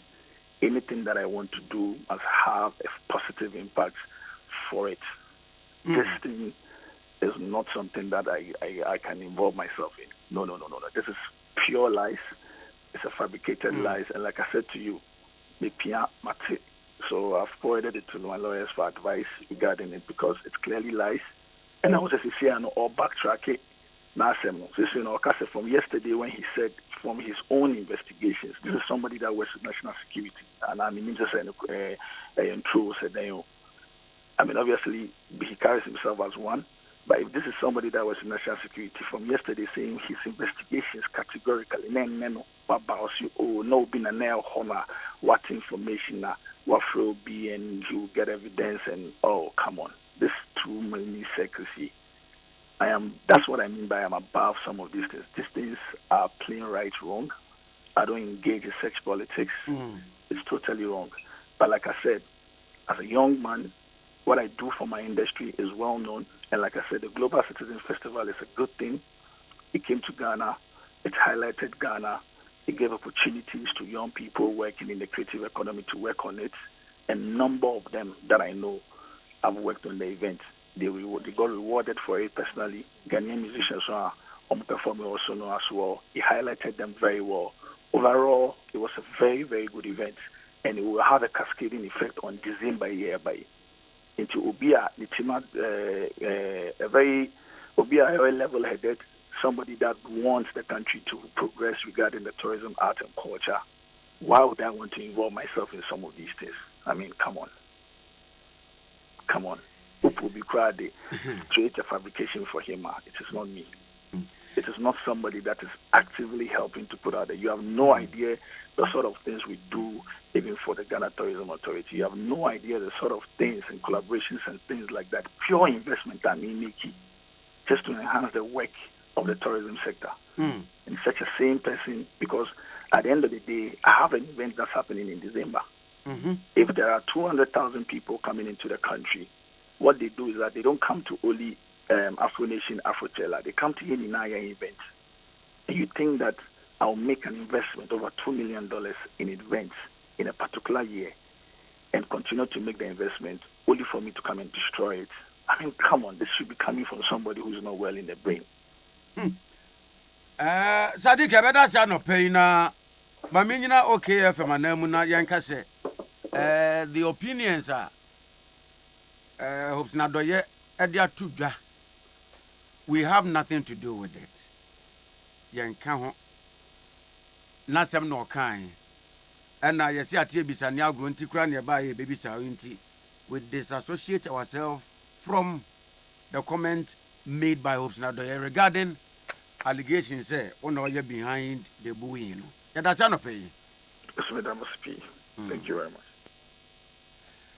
Now, what about pounds to media assembly? 32 minutes into 8. Ade Akye Abia media so okay 101.7 FM. So now that's so away. Now, Abrante ba konto so a Hopes Nadoye bo ni din Larry Dogbe, the editor for Herald newspaper. Larry Martin. Yeah, me just so be bako. Nyame adumu mpacho na wonso e. Me hoya. Nyame ase. Anopedia ye how adwen kakra bi a allegation bi a sweep to your corridors from the quarters of Hopes in Adoye regarding ananu ntutuo no a nipa bi kobo mampani wo Global Citizen Festival Dumedi no ase. And your name is being mentioned to be one of any per se chira wo mogada boys no mo koyesa in the words of Hopes in Adoye. The boys no kra mo kofo mo free fadama. Ne bi say na Larry yampa wo mpa ho asem na ukoye we. Patozi. Bi say na Larry wo mpa wo asem yi e na ukoye we.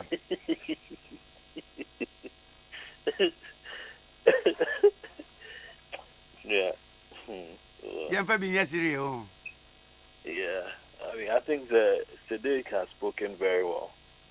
And then before then, also, Obi Emame Asuti Eduji, lawyer, now way platform also. And she also Ekasai. And so, I mean, for me, I thought we don't even need to belabor the point. But because I mean, make just a few stuff. Hopson, 77. I think sir he's over 50 years old. And then I sure that he's married to a very, responsible lady who is into gospel. And I mean by gospel, I'm saying that there are certain requirements among for expected from gospel singers and as people who are into the work of God. There is a certain quality of character, a certain level of way, candor among for expected from their ways. And so and it just didn't end there. Hobson, he has a trained teacher as well. And also here, police, ne papa police, police officer. Hey, and what they gonna power? And so he's supposed to live a certain quality of life. A certain quality of life. But over the period, Hobson's politics has not reflected this kind of, expectation.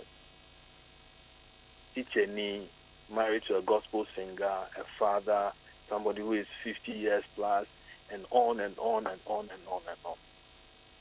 He has left a life full of thuggery, lies, bigotry,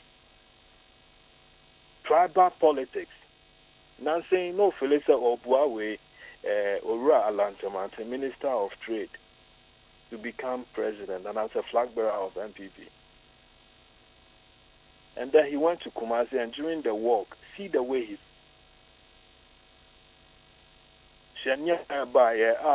To understand, sir, he has to be summoned before his own political party Orache Martin was so pushed that he had to issue, the trade minister, he had to issue a statement distancing himself from Hobson Adoya. Before then, I think months before that, now Sarah Bruni Ebeka about how Hobson organizing national security tax, states got people who are paid with the taxpayers' money to do a hit and run on her. I say me a call police station, and not just any other police station from Pong police station, all that time, all the way to CID headquarters. Mami Tiwa, CID boss at the time, Director General at the time, investigated this matter. Sawa Bruni is living in in Canada right now with injuries, traumatized, and so on, based on hopes in Nini Binti. Okay? Asemi Ekoye. I mean, there are reports on Hobson. Hobson was captured on CCTV camera. We storming a certain hotel room. Golden Tulip. She went. He took the lady's laptop, going through, doing all manner of things. Feeling Senna Obua President Akufo-Addo over his whatever activities he had with Sawa Bruni. So you see the character, that we are talking about. Character, character, if you listen, he's above everything. 50-year-old, Oyemi Brapeni. Sabi, me Kwame, you might be free at Chiavi. A horse soon hopes and papa if free. Hey, and I'm more ya busian. We busia, and just say yeah. Hobson sits somewhere at Empire FM. He calls me his brother. And he said, even the Otisa meeting, one as a meeting, Chrono, say, me, Mr. Dick, Sweeney, we were part of, Say, Otina, if it is true, he can make me out. Say, Larry, I'm sure, sir, I would also have called him and said, Hobson, it's now, no. Kwame, what was I making? But who's your hopes now? No, I'll get there. I'll get there. When she now said, Mr. Hua, Obehumi, and I said, well, whom I mean, my friend, so me who not, to any befriend, and I said, yes, a big befriend, Sadik befriend.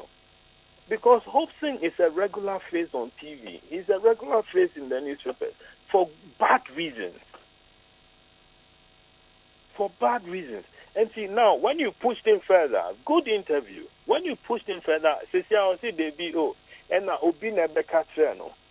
Can you imagine a 50-year-old married to a gospel singer, a son of a police officer, a teacher by profession? This is what we are getting from Ghana politics.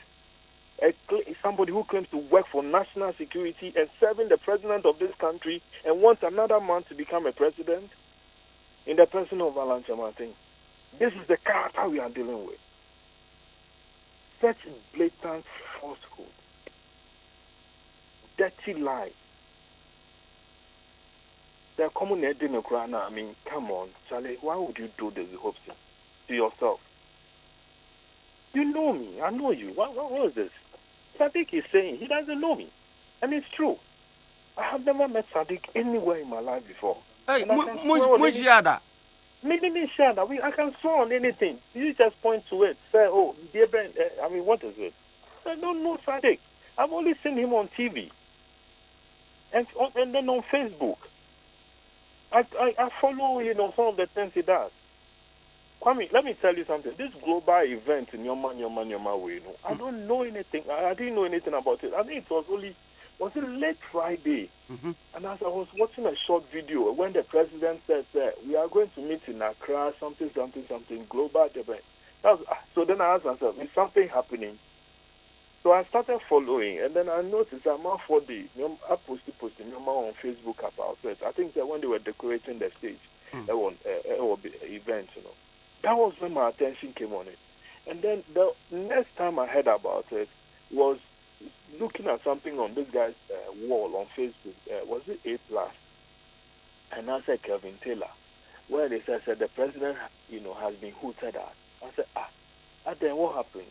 Then from there, then I started picking up videos and so on. If you notice, the Herald hasn't reported on the hooting yet. We haven't reported on the hooting. There's a story about this whole thing that later, maybe Kwame, we can bring it out, about how restaurants are didi and your president nibusian for restaurants and a guest and then didi. I mean, that is a different story that we can, the conflict of interest story that we can follow up later. But I'm saying the aftermath of the festival, no? Yes.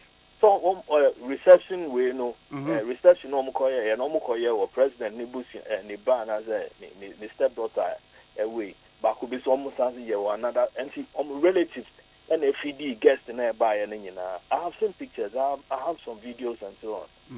But that is a different issue that we could look at. But I mean the lies from a self-acclaimed national security operative. Somebody who had been put in charge of our airport as national security director, who was involved in many things, and to an extent said the government got embarrassed and then they had to sack him. I mean, what a lie, Hobson. You and I, we know where we are from. Can you walk in there and promise and point to the heavens? And I said, do Sabbath from us as well, listen, you saw me, or you heard something correctly, can you, I mean, how dirty can you be? And then when they said, then you get violent. You are beating people here and there and so on. A grown-up man, fully grey hair, what is this? Let me and listen, this is the character that Mr. Semantin is riding on his back, and as who says that he's the director of operation from Mr. Semantin to become president. What would this country become? What is this? Accolade here, we back at our money over 50, grey hair, married to a gospel singer, no papa police in the national security. Or your direct relative crown your daddy. That means can you before for crown the two swanka and your say acquire on one. I mean, you see, sometimes when you understand and you understand people very well and you have gone into their background, sometimes you expect something better. Which I say, Hobson has been through a lot of things, and you are expecting say every now and then he will learn out of whatever he's gone through. A while ago, he thought he was helping the president by attacking an innocent lady to retrieve a video, to retrieve your friends saying phones, to laptop, instruments of what so-called blackmail and all other things and so on. I mean, it's been reported. The video is there. There's a personality, Sewa Bruni, who is out there saying that listen, she has even reported the president to the Canadian authorities because of hopes and Misubai. He's walking about saying that he works with national security. And like Siddiq pointed out, if you actually work with national security, when people were planning to hoot at the president, what did you tell your authorities? What did you tell Kandapa? What did you tell Asumeni? What did you tell all the other officers? What intelligence did you provide? Say, listen, this is going to happen at the president, and that the president must be saved from this embarrassing situation. People just saw the man, and as soon as he started talking, they started with him, away. I wasn't there. I only saw video.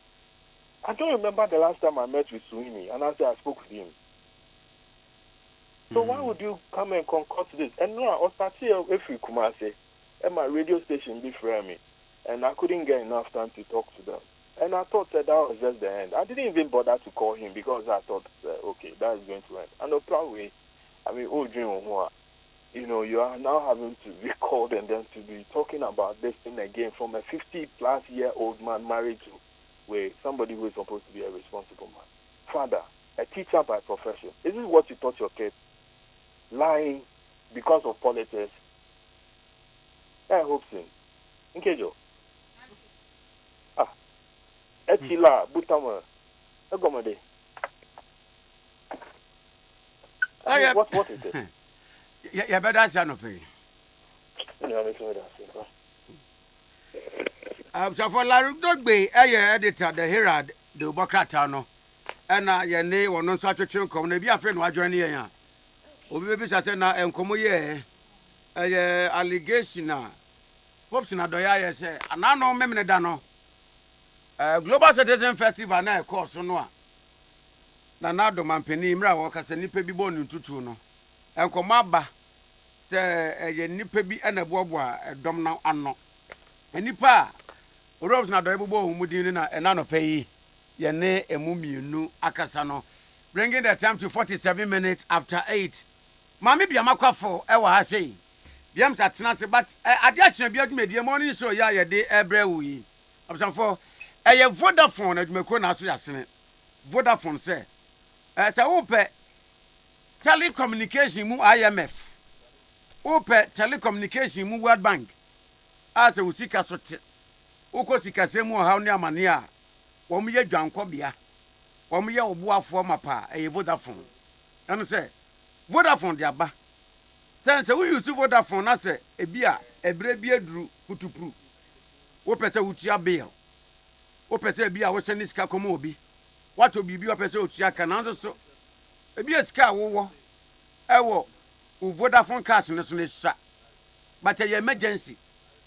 Eya mema woni emfokyere ho. Vodafone wo ho ma. Sika wo u Vodafone cash ne musa. Nanso wo we say woye sikasem ho dwumedie bia very simple. Dial *110 hash. Na select option 5. Vodafone bebo obosia. Na sika no wo de aye de opese wo de ye. Vodafone feda together. Na this way to clear drink and so. And pay said in short to trauma awaba na wiema nyunu. Penise ya twa asra no antwi bia beka se obawrewu. Ohun asanso so a ye disisie na esa age akyede no kwoto won sabi anopai yetumi asori aba adwuma regardless of insu atoni a wa aba ebi ntumi nsori ebi dampem eye ni ha ne akwadworo ebi dampem awode a wom de besori ya asem entina this way chocolate drink wo ho num this way chocolate drink anopai na eni ha na awe bas nyanwode Kenya ho na sori ye adwuma koko ano ne de wewiamu a enuanu nuro so wo mo erunti dia wato ba ha no ono mu a Kenya eba ni mumo ye adwuma demu ni na wonte bre penso hye fiogum na okono this way no na latest form say anopai yamu amane yi keke fosu bo no nyumu se wa wote anadwo ye de yegeye anadwo ye de na wakan ya womwa anadwo de de enokre na anadwo ebe ye da abeifo betumi ha wo menam ka kiro se de se krom be ye da anu botom no sa na anadwo be ye da ejina mattress a wo beda so anadwo ye de ye nka nekwa ejina mattress a obeda so ma wanadwo nanya wo de ja latex form so na na da obete se de keke fosu nyum na nadwo ye de yegeye ye de ahyem wo wanza mpa keke hu ya kan ya womwa ye de MDF bed wardrobe 6 drawer side drawers coffee tables and center tables ne dressers and so aba ye de siesie dem amadam ye kama ye fefefe nika fefefe yegeye latest form wa brabo mu yonko ye bie oyarefa branch no ti mo amwo oyarefa no mo na ha mo kra emma Accra ana violations so be the mosque latest form say don't settle for cheap buy quality buy latex film akati man kron na no kron abo 9 minutes to 9. Mama ma bia makwa aba na me nkon homa nso nkodi nkomo imra biams machien mejozo me muache mu akwa aba yara na boko de Christadom anana krata na no ape Ghanaian Times the lunch campaign bia ehu hia pa oh ehu hia won ta campaign no oh me hu dada se me di free baby na me dey aba ti e beto aso ha luta continua e say dia ka ye e was say available na yetumi who say who cry who dey who I lucky omo obi dada nde omo ye ayi omo de no nko ha mo amuni bi no mo na mbe spread with tentacles and this who say unya be 50 a so bet me handle me nya dey 50 e busa me ya wo kan wansam no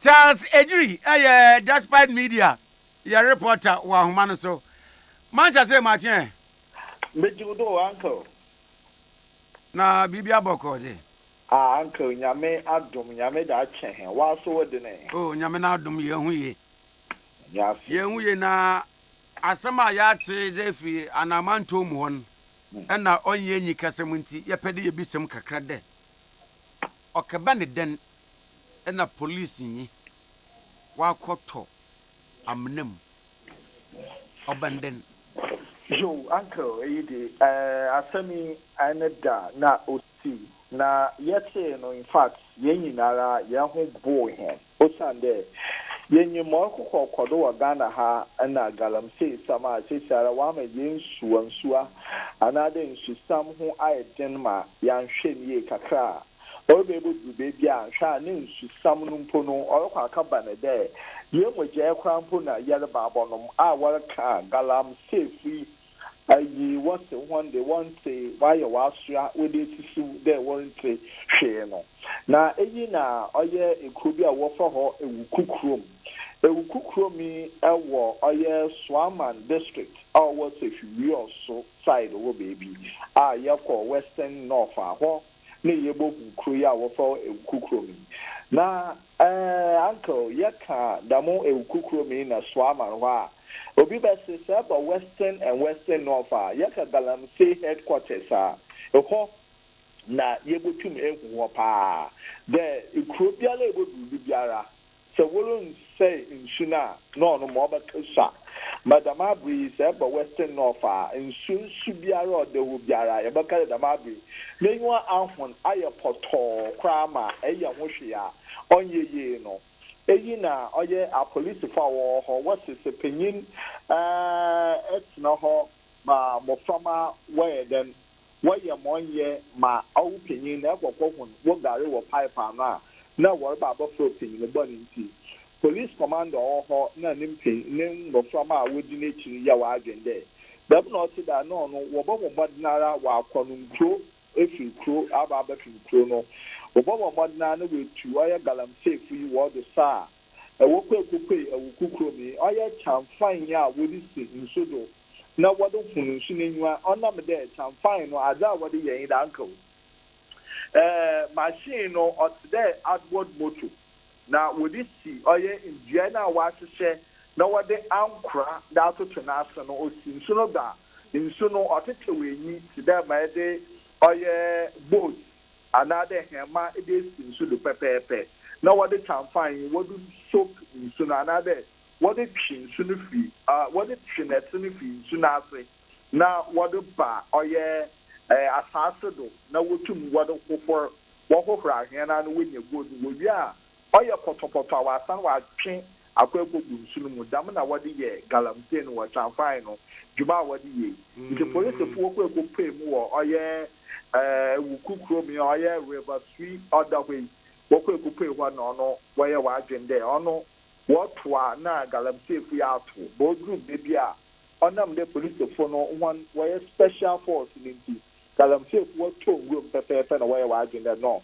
So we check that champagne no osisi should we be jama kwada galamsey no wobobo bodinara na wa baba fa champagne na sana akwa ye djuma nti dam na oti da wore twe oye champagne ni nyinara da ba oye nsu no na no na wenya kwan ahyew ni nyinara anada wodi ni nyinara aba oye police headquarters or western north no wo guda wore twe no na oye Lance Corporal Nuhu Abubakari way ma question she ma on them the say ye deep and I'm say abdonti.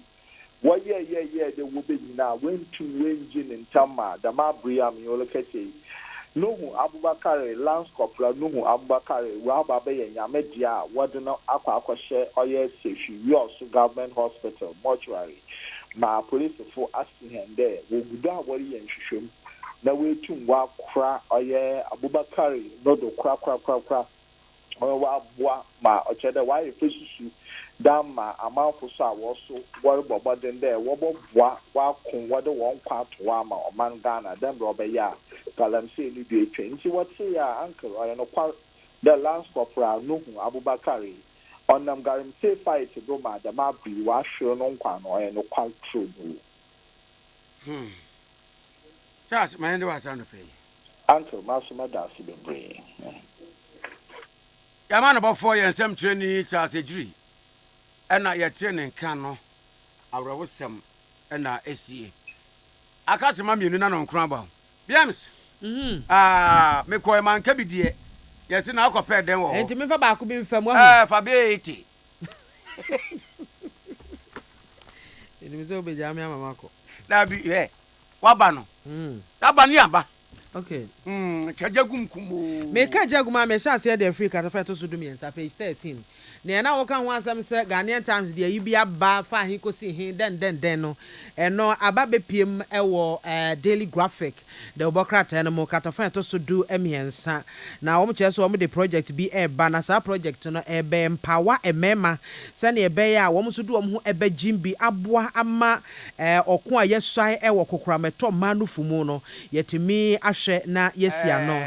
Enti wo mo apaw sa ade no e ho entoma ye to nsa frɛ mema nyina.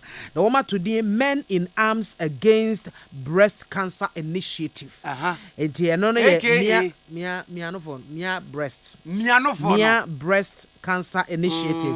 Na wo mo kire sɛ wo omo bepe kwan sununku bi a won befa so aboaboa mema bebre ano de mema na afa training mu na ye wa ha mu bebobo ya no sɛ bi na sɛ kwan eda ho kwai obetimi apply na Peace FM so mema bebre apply na number bi o e be fra na twan mi wi a enti Mia Breast Cancer Initiative no 2 non-governmental organizations and a cabo momo de eba baby car for organization and a Impact 360 International one more and one mariatas say the wubo yeah was say drew madu dono asum sani beya kokram no anase ohu se badwa bi a enye no fo ya abnormal bi abepie no fo no mu a obetutumrika akwaya asabia no wo mo kire se madu dono anye enya hyase asabo no de bibidro no de wadurase no de bidie wode nso wode niam be no nufu no sa wo wi akira no akwakotena sore dem bebo mpa yesa instead so be ko hospital no onko edi by the time and ne beba no ho se ade ye ya agensem ma me ko hospital no na ye too late edi wan hwe ya be ho na nipa ne team no afam wo ma bebre nam so ahwe wo kwa edi say wo mo target a member 100,000 across the country. Na yet me ama wo mo sa skills a wo betimi dia massage no for no. What is it? Yeah, be ko training. Yes. Na we training. Na one catch wo. There was special way. There was special way ya de massage no for no. We hunu say bi akokora mo. Ya say bi awuso mo na wuchinchim no kekeda bi. Ye mia na say enti ne ye de wo ko training no. Training underlined. Yes. Ade ye handle dada. Oh. Mo handle ni na ko no bi aso bi no fuma asa ye fence pocky wo twen pocky e de no enye se wo gudu ani bre ko mia no fo no se de wonya amango bi a wo mia na bibi etesa but ye wo gentle way any skill bi a e se wo sua for breast cancer there yes and for enwemu dia no and ye wa lie mu mienu mu amasem so ahu eto ama target a member 100,000 across the country oh by now do menya wo mo o da bi so fe na aba na Peter FM aya one announcement okay FM so ya candidate no mabadada ye ne ko na me ko e bia ona me ehia me pese cancer be ha ye nuanom ma enti no se bia wo ye be ma na waware dia wo ko ji training no a bia ho no mo na odi ahenkan yere I send a message. Hey, and was say, one man of training won't go be. Hey, no training we are on one the end of the barber. Dabina, I know this idea training one quite I'm so back by force. Once what Dabi,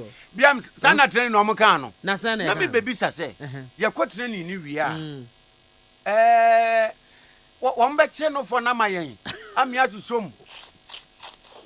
I want to be a back at the Memphis. Be a back at the Memphis West Municipal. There was so much coincidence in my. What better than the same person? Now, what has I crowd? Baby, and Rufus, what your collapse. Message Press. Distribution, because I couldn't train nothing, no phobia to someone. I did training no quite. Some mamma, most more no form, which means so mudim. I had your cancer to me. Eh, and your man go, but a mad and the doors. Not yet, a man's woman breast cancer. But just that a Madian was searching. Oh, yeah, then also my one to you. A Madian was searching a modi. And to be honest, I am now Mobisama and Yepesia, prospective candidate, a person for training. Oh, Yepesia, say we are a better than the year, Juma. On Betchaman, sorry, and I just heard at the NGOs, me, you heard out on contact amount. How much me mouse add details, no? Because I know the Nihamum, Niha. It's one chance away in a bosume. Okay, almost to bosume. So the month of October, a breast cancer awareness month. Oh, okay. So what I say, ain't you know, breast cancer awareness month, no? And I'm just some of the activities be brave and a airba. Ain't you one more fast acquaintance, no more be a quiet one, say, or more. Get it closer to Nufo. We inquire, I am mom Nufo free what a mema. What I say, ain't you know, yeah, mom was out training, no, yeah, definitely, or girlfriend. So, it is not the son, what buano. I'm a brano, watch a kiaman. A beyond no more bayano. Nazano, so your bema no vegetarian, a year and our girlfriend now de coyano. Ah, now one I got away. Nipova could pen with training. And you would say, and Uncle Abbas over Hemmen for mammy another day. Only I don't know you. Only I never done it. Some mere messy mock hospital, some make me they are fine. No, no, be a much of your good chips. Be an answer. Eh, any no for them baby. My special no for them with me. Oh, one month a young go polyclinics. They won't go pull him. Every ambassador will go fancy. Health centers are hold on. No, Namako Yedma, and I will feel so. Ebia obi betimi aba. Oh, na ya be try. You say crazy for instance. So ba o kwaji train o mu ni so your doctor. So mba me papa doctor. E ba behwem nufu. Na no wo asha da wo separate room ho na ja. Wa kohwe ama. Biams na de no kra ye nyanko train kra ye the expect ko say. Say the Roman for ka ekobon ne ka no. Da no mo nyama ye. Ye mpese be hu nipa nanim. Wo mo mbubo yikitu ebia no fo ni betem. No wa ni asese ku ye nsem. Na ya ye nti obi ehun no nyonko me de anjo na mama no from na we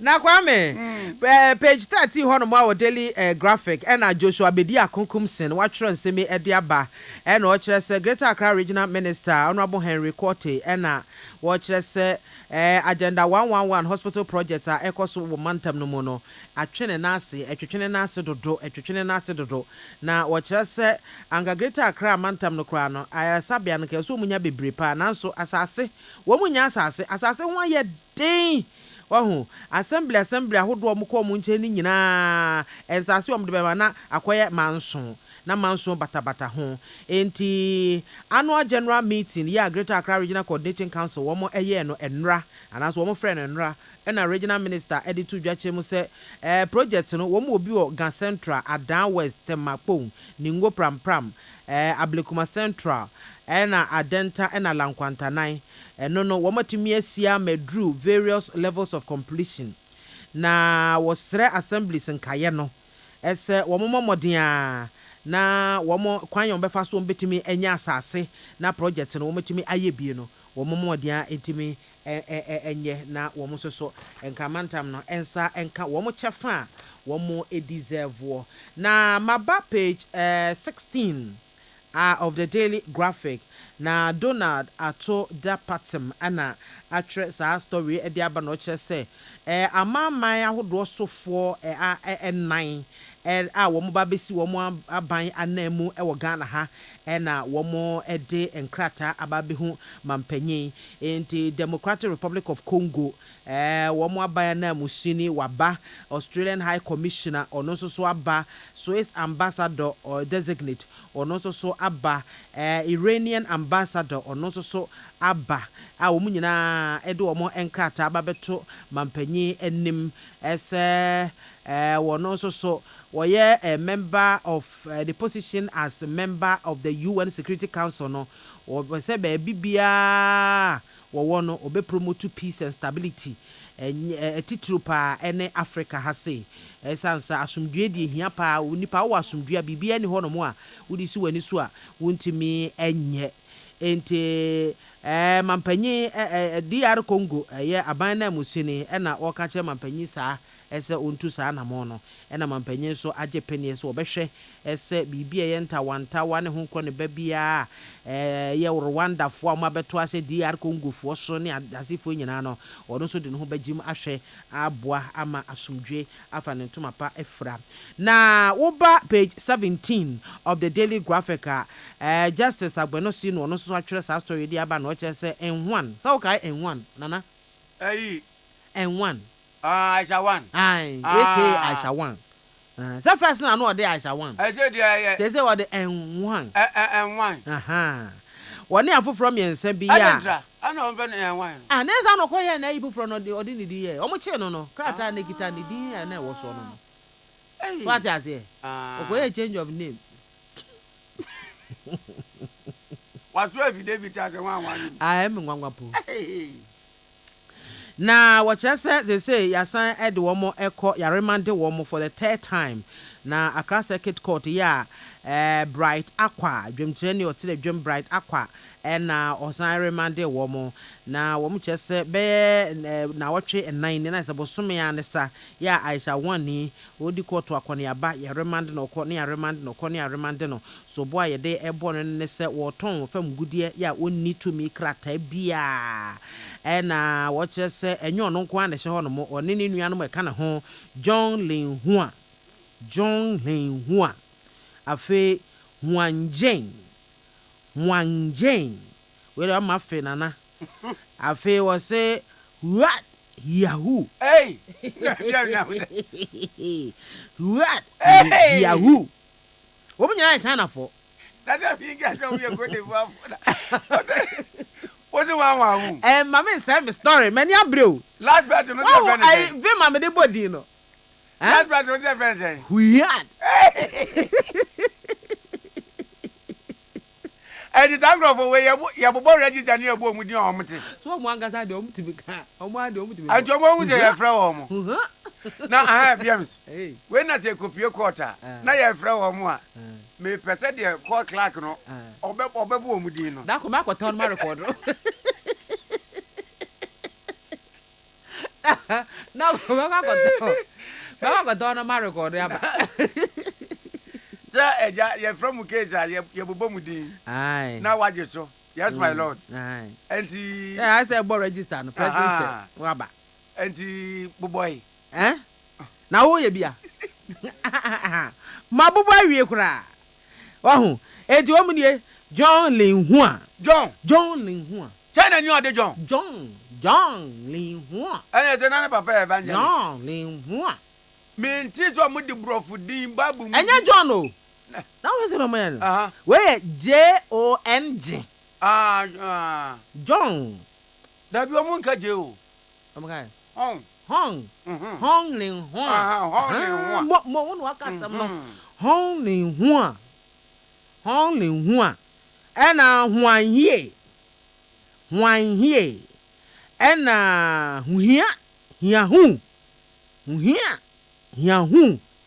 omnie no omu nyina se omu nifo so boy de abo omu no omu nifo enti court ahyese yemfo mu ensie kosi October bosome a yebekwa korum ni de to so dumi no enti enra no council a woni ne ejina mu no epesanka the application kone aden so ya nya application no antum na ehun sam daily graphic democracy de aba biam so kai honorable DC here elembele excavator kakra ben na kai oh so excavator omoka police for say excavator wono atimi awurawura mu akotwe aba abesi kwa ho the police for mo guard and the police for man nipa 2 and wo mo ko guard from 2 p.m. to 6 p.m. After the ade akye excavators na yera okobi sa police form say na ehia enkrofo mienu for duty and the yiwo mu firi ho no mo eso mo mra ma ya adwuma na yeni men e wo ho oh shortage of men after the excavators insi ho komra se me deja afedie da kru DC ne domaja wo ho no mo anu okọ radio so kra wonam kwa so kọ radio so e no obi friend say hey papa DC wada na na gwa bonten bra behwe won kwankwa hwe excavator ba ko na enkrofo bi garden no yi odo kwa so mo ncha police for ntade nti onim so mo ya police for won enkrofo garden no onu so di mirika wo fa communication director e de ho for party for ebi e kan ho so mo masene wọ́n kọ́ yẹ no twin phone no se kai evidence based wo video no ko twa no afa no ohun ade no se da bi ma me nkọ na me nya na me ya ehun se evidence ade na me ka na enie excavators no ba de mienu na ayira no ba ko nie enu to oguso video na e so ten wo bra achew one na ngrofo no wọ́n se wọ́n ya yi bandit ana wọ́n so wọ́n ya use some particular word bi ene e do wọ́n call court ene e se amom bail avere na anu ya ohan me say excavator ya san hu ba ko no ana me boa because me ko man so na me misa honorable DC honorable kwesi bonzo Martin good afternoon the chair was chief when was for na ya jo so pa we de anopeweta de ma me bia makwafo wode ya nantim asemi ba ye peace fm news ye so munya de ketwa kra Ghana for boa baso so ya de papa na sia na DC bia ye on kagalam say kay tu ase kodo na eze excavators na wai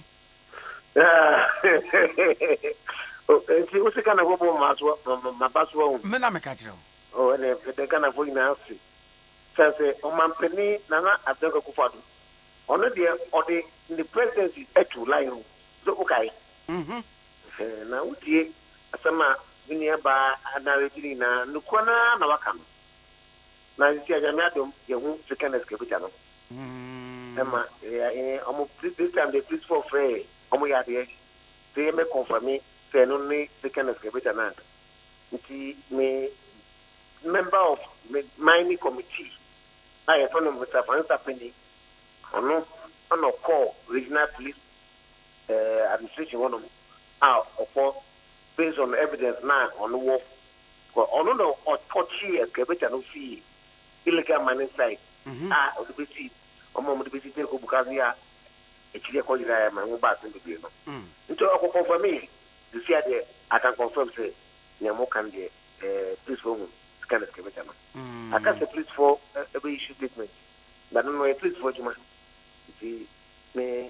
What's the achievement there? Almost issue statement immediately. Ana ba ku ya ko huni de no ma ye din sa no. Me TPSM say please for mu ye further investigation. Mo say me akata me no kata. I am under investigation no. Because you are no please for emphasis and be an about you. Say you me say excavator me movie ana galamsi me movie. To me further we never about it. Nti na me kasa na my very careful.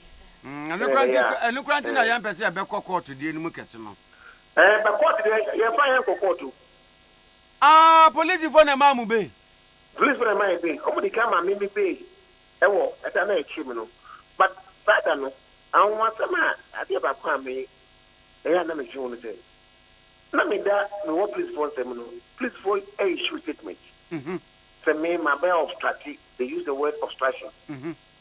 Nti men makofa macho men say omwachi excavator na wodi call secondino ma top one wa bra na entisa honorable mpacho won odu on ma me kakra sa asem we sei enkomo ba ko na nipa bi e penchiri mu ne say sa excavator no a ye kohu ye no ɛyɛ wo kura wadawroma ɛna asɛm ne pie yɛ sɛ excavators mienu ayera na sɛdeɛ empani sɛ dia waboa amiabɔ dawuro no sɛ ɛho nwanam ba yɛyi na kwa ɛwɔ se wɔno nso so te ɛho nsɛm no bi no na bi su sɛ nipa na bɛbɔ dawuro sɛ ade yayera na se yakɔhu kura no a enka wo mpo yɛ ɔse ɛfrɛw ɛyi ɔno abo polisifoɔ ni o excavator na agbo ho amane no bia yakɔhu na yɛde ba o we ya mo amane ɛna number 2 anya bia wo mo ana ɔm de excavator no ba no na wo mo yɛ uniform policemen ana me vocho daddy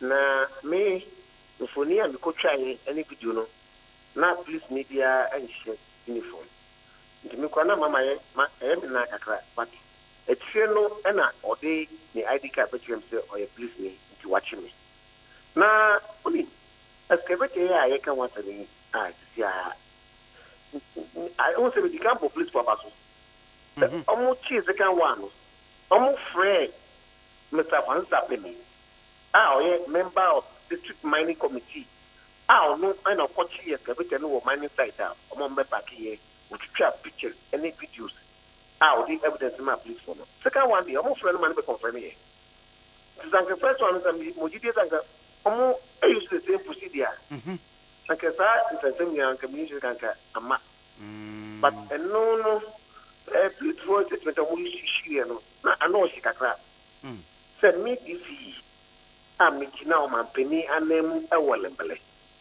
the police for particular am say o mampeni say o particular am say na me me tna offer macho men se me best stop police for na no shi jeno na I was saying to me Emma Ghana for ina hu no krew say disi me o mampeni anam say me to me yesa o mampeni say the fight against Galamsey no or the presidency at so me myself say the which me put here Galamsey I don't see any excavator here me bebo the road baby I did a police from 1 minute yes you say so na nyame to me who excavator me no nya nyame na dey na say nemo I was say it me who nipa excavator no any there so say eno na ba me to me akoti here Galamsey for no I yes I want to be kunti many prayer na say excavator no LC won say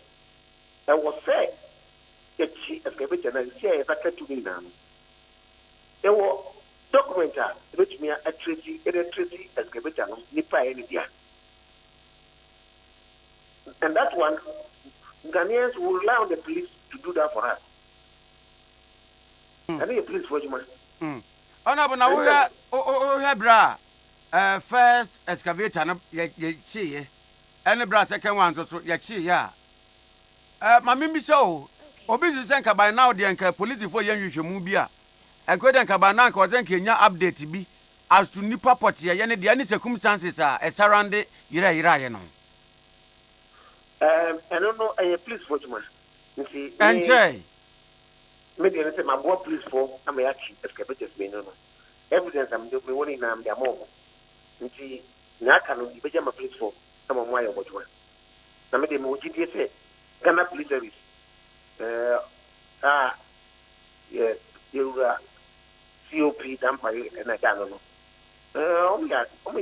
very professional in their work. I believe that they will do their work very well and update Ghanaians on the issues. Then I can afford in and I think no let's say and manage say dia bonzo DC on it is for and I want to call me say and no that and no and please for me no my 18 Galamsey operations our my district Uba me taker me was division commander me was division crime officer me was district commander please for a good amiensa 18 operations na me na me chief complainant me na come complaining ma police for na ma true statement am ko court kwa me na me THC I go court the return say it me be kwa no Galamsey for court to court am to be share me so why am officer on be me ko me hey because yeah that of my life I will first get to 2022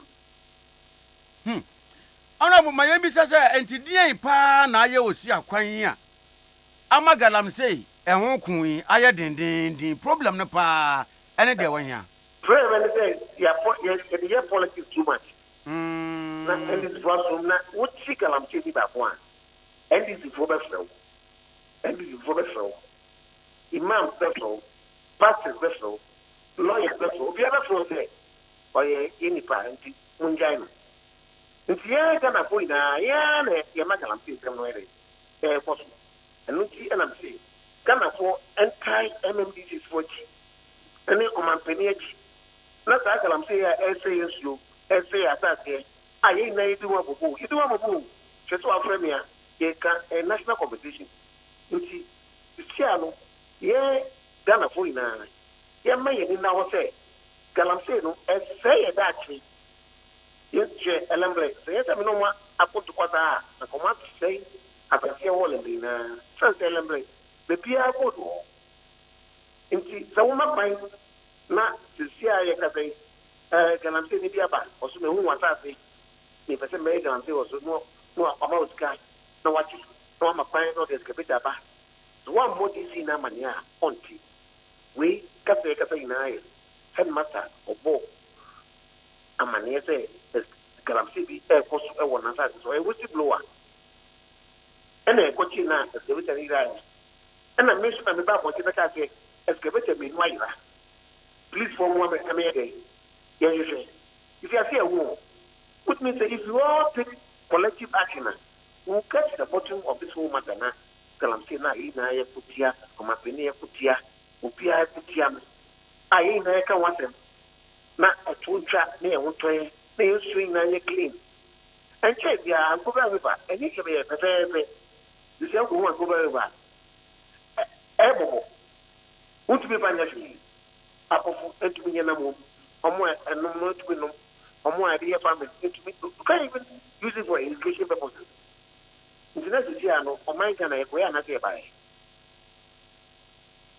Na honorable Enra ya ne honorable Kwabena Menta kando bonkomo na enkomo bonim na ye difri ohene a woni ne nuan ekotu asase mu egudie galamsey yibia wom de wom nkokwayem wom tunu wo asase so na wom de sai kruma no ya bonkomo na ama ne ba se ade na ekoso no enye se bi nipahunu bia kekede sase o eye wom a wom wom peniniem ene wom a wom ka be mu no mu sia ejina ene wom hye sase honorable going by this assessment no ebere bi bedom ye betumi de ensesie boso akase galamsey kon no yetu ase ama ayi yo galamsey de wuchina say board would court the only way betumi atop galamsey be say galamsey for never that action na court amom tifa punishment na enche dia wokaya video bi ba bonti on mampeni that president mahama o ye the campaign o bon to ase to abando o so ndi nyame na to ba mu a galamsey for action mo do ma egufia ti na mu obeja o opamo am lebi ndi se openi ekasa ya dia no ye o se galamsey for kutupa to mo ko galamsey no e chu kwa na meba me be politics me ba mu a me ja mo akọ sei na e tekindi e ne me ta akando me se mi so ye mpi oye ranking member e won party on to me I can share on my being that okay na yeah ya kutia galamsey yenya wode kutia galamsey sasa makoti galamsey ni si aya tia krebeta me nya pese krebeta ru anu ya no yehuna uluade wa fun no yene bediri wonne ko diri a act no the law as amended by 2019 no it provides very stiff punishment. The punishment is here and says, oh, what is 15 years. Mapini, that is your mama, ever work in the campaign message. Said, you're going to want to have a man on a bar, obey Galamsey in my action. The desire way, a man you say to Galamsey one. If it's there to me, to Galamsey. Honorable Nakwa so na MMDC is so. Amulaki resources and amulaki logistics. mode ebebo ama galamsey yetumi etu ase esense ya na ye mumpesua so mo mansin mu na afenso so obeka na matena ye na we na ekoso yo ye yetuma no am I chairman of guys the city council and I'm Mr. and I'm Messi well known at the municipal and I'm district and I'm metropolitan. I don't know one of our major assignments is even two downstairs in Ewo. Now, you bring here information. For also amount for now my because I don't guess who I feel pretty kind of way pattern to struggle. It is the one information now you cannot. The information is now what you want. Not almost fresh or Jano. And only and yet on my way but the guy I saw for the flow, the man for the flow, politicians will be able to flow, FPP and the answer for no more. Network be on at the grassroots level. So, not when you get here, they don't say. I'm telling you, I was in there, it's you for very interested in. You got to go and say, for me to home court. You don't move court. When people hear that, you say, I think I'm now here, now, home is written. Hey, I'm a make it see. Make I go back to court. They could not open court, they could hear that, you say, and yet it's written here, now, home yet, guarantee. I was putting my life in danger. Now we are we union DC so what is one may be? Almost year from and goes, except if you are almost in any my bonting, the police almost friendly. We are me almost friendly from a battle where I are here. No, my say, Galamsey, I can want him to see him. You know, we are Galamsey, but I'm not topic in Ayaka. No more, just the negative effect of Galamsey. And say issue as they are happy, the level of devastation now is possible. And I say, let's make our anything impossible. So, what's wrong? We are all war. We are drawn crying. In crying, there's no Galamsey in the house. You say another thing, Cocooning another thing, as a thing, within a way, it would be a short time. But therefore, to show what doesn't so bad as it's one man. Within 48 hours, as I said, we know.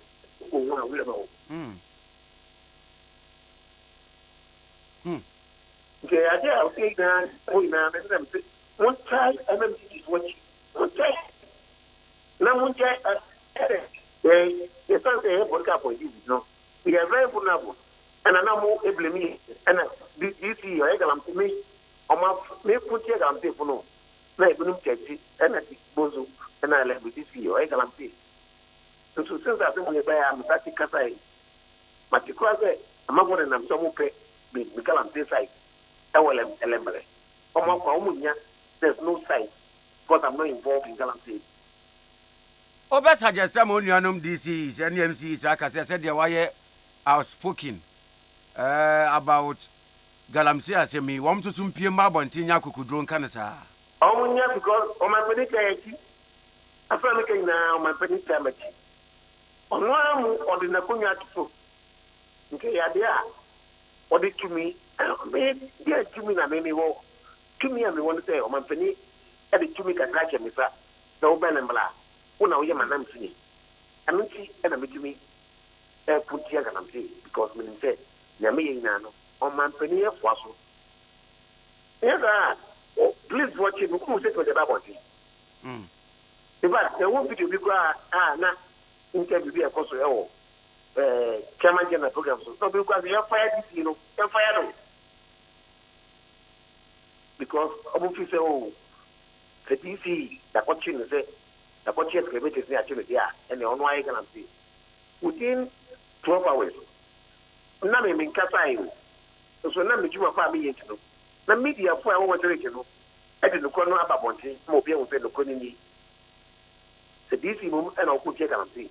And you're no and all your guarantee. We call it MMDC. Me na mo fi die so no mo kasa ye hwe juma ye omensi ye wo ye makwan na galampe fo e be say asasi e pe nsuwa ye legacy no be kan say bonzoke ni tama sisi na yesu ina say ona bu we ya wani abri a wo ye aya wunya threat threat message be kwa even from me send messages but I don't know me find you because and obia so beyond threat no obia make attempt to be physically there is so far there obia making physical attempt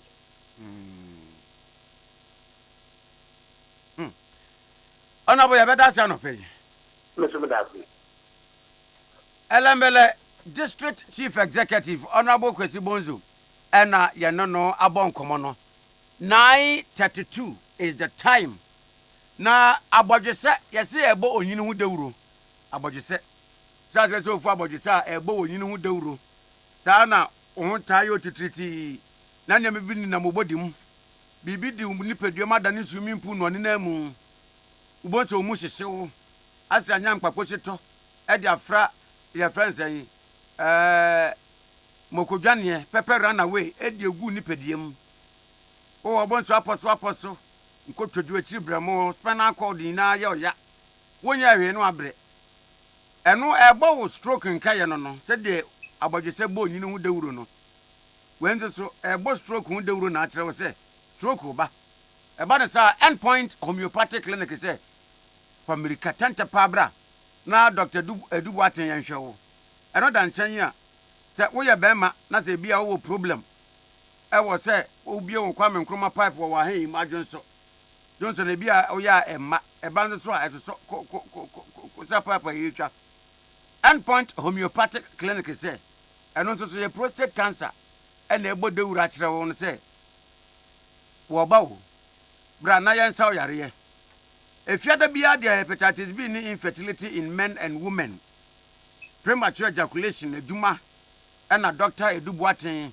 nya daje ne bre ai likozongo konye aduane padie ni bi esasa yare we na mama yare so ankyere se endpoint homeopathic clinic ensa yare bia free utri ko pem wona ase pa bedan endpoint Sprinters Road ye was signboard tema community 22 ye ben ko wana so hotel kuma se okro no mabo hia ye ben Angel School Complex no takra de Anaji Estate Anaji Police Station echi wa ene wo Dr. Dubu atense frenesi a na mommo wapomuden won kommo so maami ana papa na bia na won fa no wanso na bia won tiapo anwode on de be sori kra ko hospital kra ye dia ma wo a Fred Dr. Cecilia 0244 867068 and 0274 234321.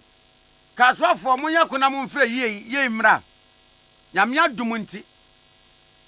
Ya the LG electronic appliances papa ba. LG electronics ya di aba. We di mo nan ha mo. Ya fe na obefa boat na Uber na not. Ana ope taxi di aba kroma baba beto TV dabi. Ya di TV na ba. Enche na wake up yi ba. Hwe ni TV papa so se de be ya se you offside da wa ubehu. No ni refi na nkodi atinye boni bia. Wo TV nya. Ay outside da be ka so da me true.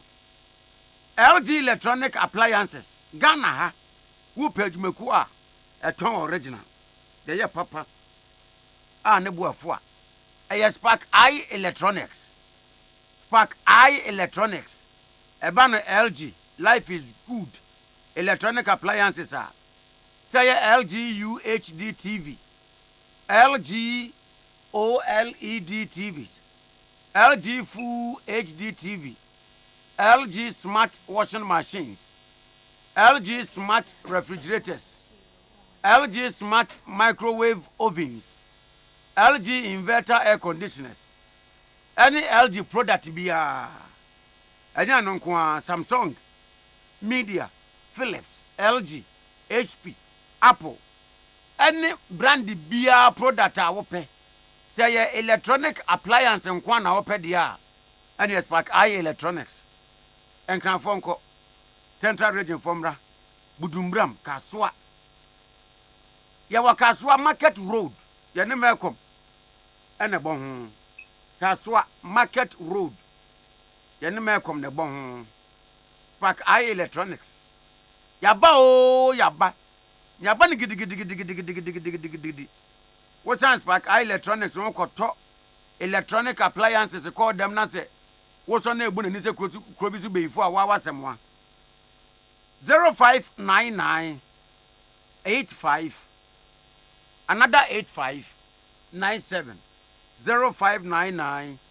85 85 97 and 0502 80 06 71 Spark I Electronics bra rashibra ahi abana asa ebesen jaw menam ka kiro abisa for don kramba pounds media sanson 37 minutes after 9 ya ji abo afon kra to abasesia ne ba enkomo na aka no ya di ahyehye so Okay FM 101.7 Hey, Charlie, Nyoma be a pow. Pesa we need nana or now bobo pa.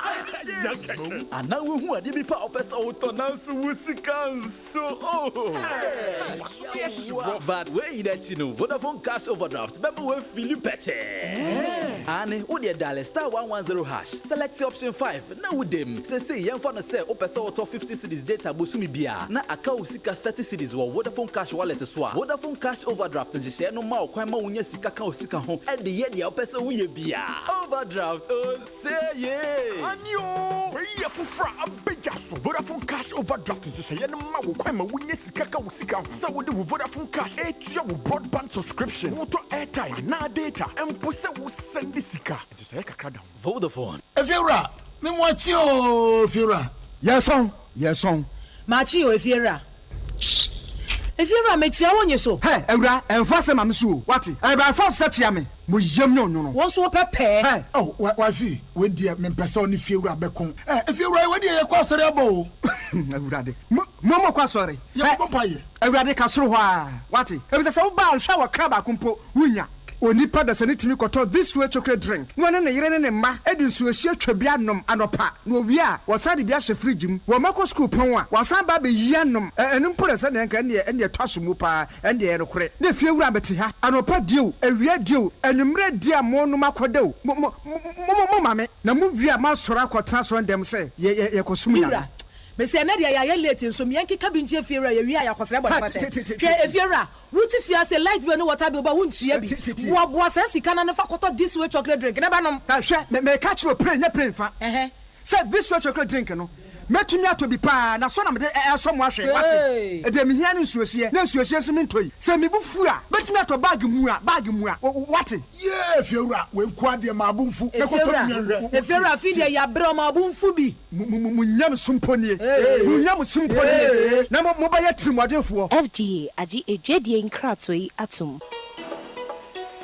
Yema wakwaba ba akwaba magic ebusia brand new channel Tia Roba emuno tiao ewo DSTV channel 149 and Go TV channel 108 enianom akwaba magic ebusia e de enije wa Ghanaian programs mu e bawfie e bit said to have and to hold enyom senior kase series any talk show abemo waka TV set nechi akwaba magic ebusia ewo DSTV access to 50 Ghana cedis per and Go TV value to 25 Ghana cedis ebusia akwaba If you be brand new and a yakosu diki so pesi nyoma wo manyimu na wo guso bogana fo abaso wa kwanuase nyinebo ye nama befu nimdie so e de key brilliant abremo ene ye daso kra ye ntete puma semna no mu se pinti key eniji a efritete dachia enida hoyopo key soap amansan buafo FD ahwehwe se dwade nkrato emu agye atom se ye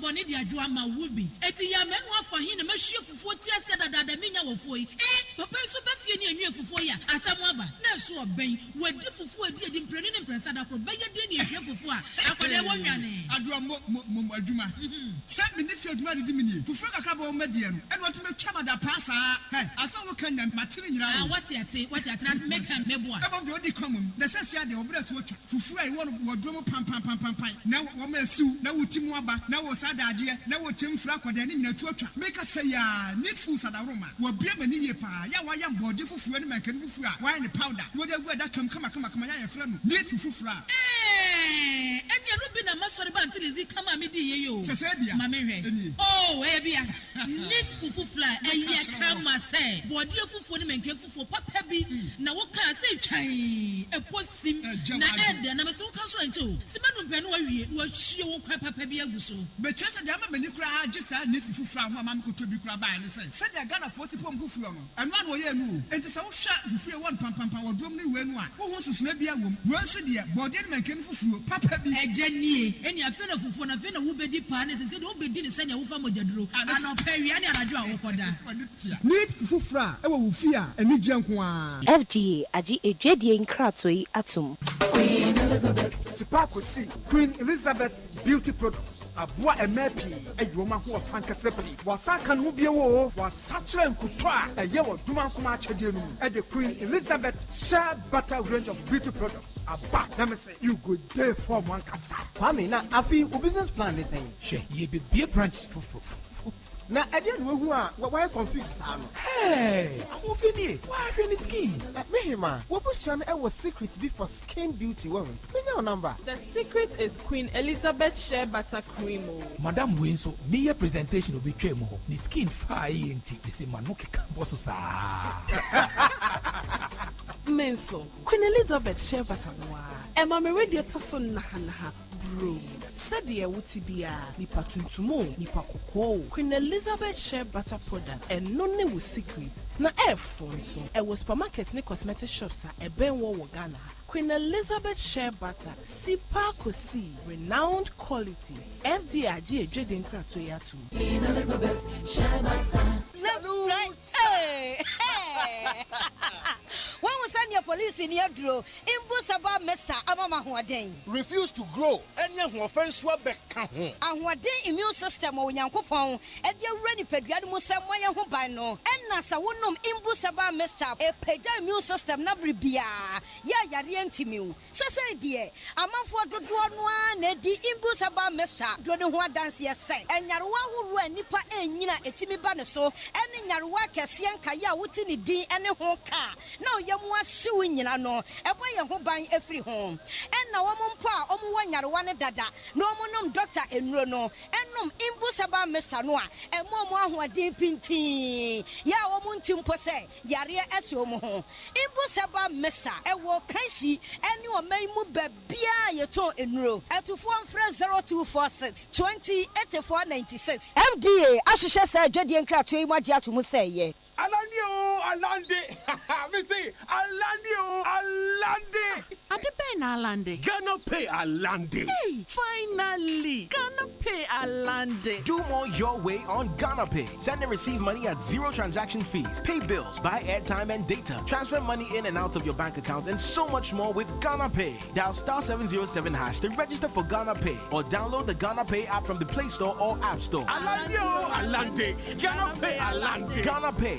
Your money, your way. This service is powered by Gibbs. Document when I was sending you Juma. Now, any more stress. Entina dame nom agbeve hebati no agbeve hebati oh okay ebema wa ya let e stress na firi hokra no kre me say manom agbeve tonic menstrual pains free me so agbeve tonic weni mu ato anase koko hawa numbi agbeve tonic die amwa ye fine mum ba no malaria nso a agbeve fever na me die tutu egu abra maye malaria test ehunu say bi wo mu na wate agbeve herbal mix capsules nso kan na ye powder say die wodi nsuo no mu a no apanka bia die egusu agbeve herbal mix eno na sa me kum sisi yare eni ayemutim esan ya afasi duro nso me nso sa na se me hia agbeve nroi hina bia ewo pharmacies herbal chemical shops apemfo abata omo money for nkwada we nifie dum yenu nka ho etufo frɛ agbeve herbal products for 020 813 0790 and 0246 595-256. FDA Aje Edwedian Krato Yatum. Your favorite Quebeto, HD Plus, every double. Anio, HD Plus, editor, record double promo, Ebro, our World Cup season yimu. Ocean World Cup, Philly, our HD Plus decoder sono. Near Mawa Kwenya Moko, holidays for 2, I will Dubai. So, HD Plus decoder, subscribe Busumi Biansa Echo, na dial *844*8#, na enter HD Plus decoder number. So, we need decoder and swa, Kotobi or authorized dealer, and na electronic store, Bia, na Mwenya Kwenya say, when you walk for betu kwan ako Dubai, ubetime wini flash screen, any a chedium pim.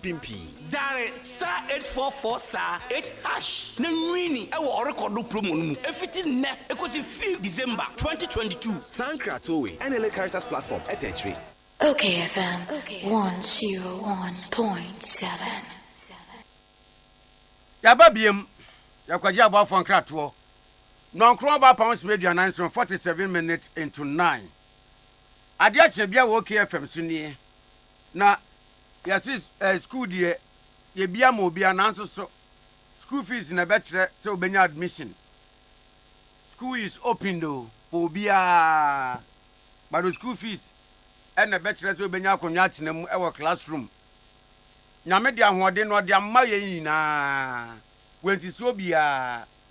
Nanso so immune system na ho aden ye na betre se apomudi anyame de ama wo na betena wo da apomudi anyame de ama wo no mesi immune system na betre se apomudi na so benwan ebe ye mre yare abebobɔ ana bribia wo benya ahoden pintin e dia nanam wiase e no ye wasede school de na sede ne se wabie wo pe bia ba no wo wasede ne se we wa betu school fees ewrade de na sede ne se wabɔ ya ma ya hoden wa me apomuden ase apomudi ni begina wa afebɔ abribia ye wasede eni nti odi immune system ase ni pedua mu se woyan ka immune system no onyare ka abribia otiapo no akwenta yare bi ebe ha yen nanso yedua ne die eli bro ni se lifestyle bi nti na ma immune system na ye mre immune system ne so ye mre se kim ane unipedua na bechen ka ni engine ye mre o full speed ram so kra na ka ni tuntutu ase si bidie wo ka ni mu immune system ye mre ho o nante 1 2 3 no akoma ebokim ase wudi mirike twa Ghana map ho ehia erinti na ye de imboost herbal mixer abase said your body pese nipa bia immune system nya hoden na kutia yare no wonum imboost herbal mixer police ni aduro no a emma hoden no a wo body de wura immune system no mu no sa hoden na tu a esan so ba ahoden ne so atia eye ma sa hoden no asan esa chakana paya eba se sho ama immune system no tumi anwode no kutia yare bia erinti police ni aduro in boost herbal mixer de yan yare ansa na yanom sede ya home abribia no nom na abribia na immune system ni anwode abribia kuntia yare wo pedodo atu a 0246 208496 and 0540 710113. That's who Pebiata Health Alert Organic Shop. Our Vision 1 FM St. John's, Medina Post Office and Sosoya Bank, First Atlantic Bank, and our Equus Pharmacy in Widama Pharmacy Washamai. Herbal shops and walk and she Ubenyebi, Tribe of Judah, Herbal Wakaswa, Tinata shops in Namu, dependable shops in Namu, any herbal shops that walk Ghana Fana in boost herbal mixer police in your draw. Aye, Ubenyebi Toto. Now, Jacob Kubi, despite media, your reporter. Jacob Abba, Manosano, Paya, Yanko Tiesibia, and Edia Nidia, Yenija Samoa, Yantushrenko Yum, and you will say Kusia Wafusi. Jacob Martin. Okay, FM 10. Anopedia Emuya Kakra. Oh, Nanka yenyina ye pese anka ne ebe emu beye nanso emu nye kra. Enanso biem. Sa. Edi asemwa. Yamini ka se de obepie mu wo ye kanso amanfro ma ade hye wo ho no. Omubuefu omo aban ka chipeni pa oniyanfo Joseph Nyani. Oniyanfo Joseph Nyani o ye MC e wo ye Gas South. Na beye embre kakre ni ben se mfie enan eko enum ni no. Na traffic light bi ewo eye bia bia ye from ho washing base udi we ni kire eye kaso amanfro ma be fi mbe tintin ni amabodi traffic light na say engineer ama owono mutwa kwan mu wo ho omo twam a ombe bresa ansana ka bia e bia o twam no etime gina ma omo ansana oma eden omo twa kwan mu afensu sa eye amanfro mu ho mu na U10 bi wo ho mu ase wo fi eye ke coast wodi we ni ache aka na bia o special san wechi ekọ wi ni ba bi mu a na wudu amanfro mu ho a ho eno betwa U10 wo na sa traffic light a make ho asemi no na sese so a na adesi a omo peso mu twa kwan no etumetwam wona omo peso mu twa U10 no so etumi twa U10 no it answer na light ni beso green ama wona omo fi aka betwam akọ Cape Coast no na wona omo twa U10 no etwa ewi but if every traffic light is say de bia bre na bibia wono mucha eya U10 no mo ko eya Cape Coast no eya na ide akwansia papa yi na when enra enyimre be se form e ko no eya ka bia no wakofa enam efi eya tema a registration number eya GX 4892-22 ono no wakofa enam eya akoko box bebre ene eya fish nsu bebre ewo mu a odi nani ache eya winiba na okono no odie mika pa yi na odu baby asa U10 no ewo no na track bi so no so track akesi bi omo fast mint ni hun kan we bi ono so eka U10 no na on ka no esa se ne car no wa no nti no odi lechi epo e filling station bi ebe ho atwansa no yi ne odi ne ni tre ye U10 no ha no car no esa se we loadu speed nso wo mu ni no ntumi an ye ho hwe wa gunai odi car no akwa hwe eye track ni mu na kwa bi ase no nkofo miensa na omo wo eye sa na akofa enam no miru ka sei bra ombo efra no wo pa enye asemtuma omo pra mu ye din miru ka sei na ye de omo kogu eye amanfrom aba aya resabia na so no omo transfer mienu ade aba eye kolebu ataba ko e wo ho na wono omo ti track ni bo omo cha U10 na ansa na ka no kobo mu ni de omo ye mienu no omo nipa ba ko kra empra ye na nyame edu omo ho afofie o and then ama addition no more amanfrom any enwu ka hu no mo use that road no e ka say omo ka stop there no nothing like a two e say no omo time bra no mo be safety e mo ntwen e ma bibi nti asa na omo de na go for police for pastor for ba be jina ho ta ayi so na 4 hours na omo nyina omo free wa na atrenchem ata ababio Inde we de mo stra abanka chipeni owo eye Gas South so nyan ko Joseph Nyani say omo panichwa ekwan bia so befa oni mpenifo omo ka bia ewo mo betimi di traffic light na ba beti ho bi mu no omo nsan efa beti omo na this year nyamani e wata kwan so na traffic light mba ye most at times no so ko places bi sa no a ayo bonse titro no passe ya na ekwanwumre mu ono bonse police fa begina ho na nka omo direct se de be ya akwanhye bi sa amma police for ntam man potem ho no me pa cho de bi police for ba ho bia accident ni see no any bia police station won emontwe ben ho pe be se PCFM any MTN for omo office na emutie oh na ho no aya kwanhye ba ansa no mo se police ni abegina ho dabi o Jacob said ya wu kan die cars ni free ho mo a I just want na 4 hours na police go no we free ho enti dey bia be stay ho no na police ni engina ho ba bibia so I just want na otwe miensa ebi wo ho na otwe mienu akwehia esi wo ta bia no Jacob say o ka say bebia akwehia ni sisi ni police fo yi ete say yen ni MTN that means police fo ni gina wo mani mo okura wo mu hu bebia wo kan yen o sa be be omu hu Chanfoni ni tie ye biem because the traffic na is a maka bop so ho ana ka no ka embo empeso because kwan dem na traffic light na so na say wo mo fika so mo pe so mo di omweni actually really bad. No, no mucha use any war. Just say, or do home, nothing, traffic like you are. The other say, or to take out list. I can't do when it's a number, ya know, room. It's just a wound near experience. What would you care for doing experience? I will bet you break, and I say, will be your father, and you tell you, the other so the boom, boom, so I can't send the time to a police station or send the door and it's to a honor airport. Hey, and now police for almost tiny between the police station home. And you also don't need to try out for that police station anymore. Any baby, I question this, any baby police station, and won't kill. Auntie, police station, Auntie Jacob, we are Kayakanaka, and near Juma can say, be a police for the same to Major and Uncle, my direct home. Cry. And now almost so many men. But I say, almost so many men are now almost not so.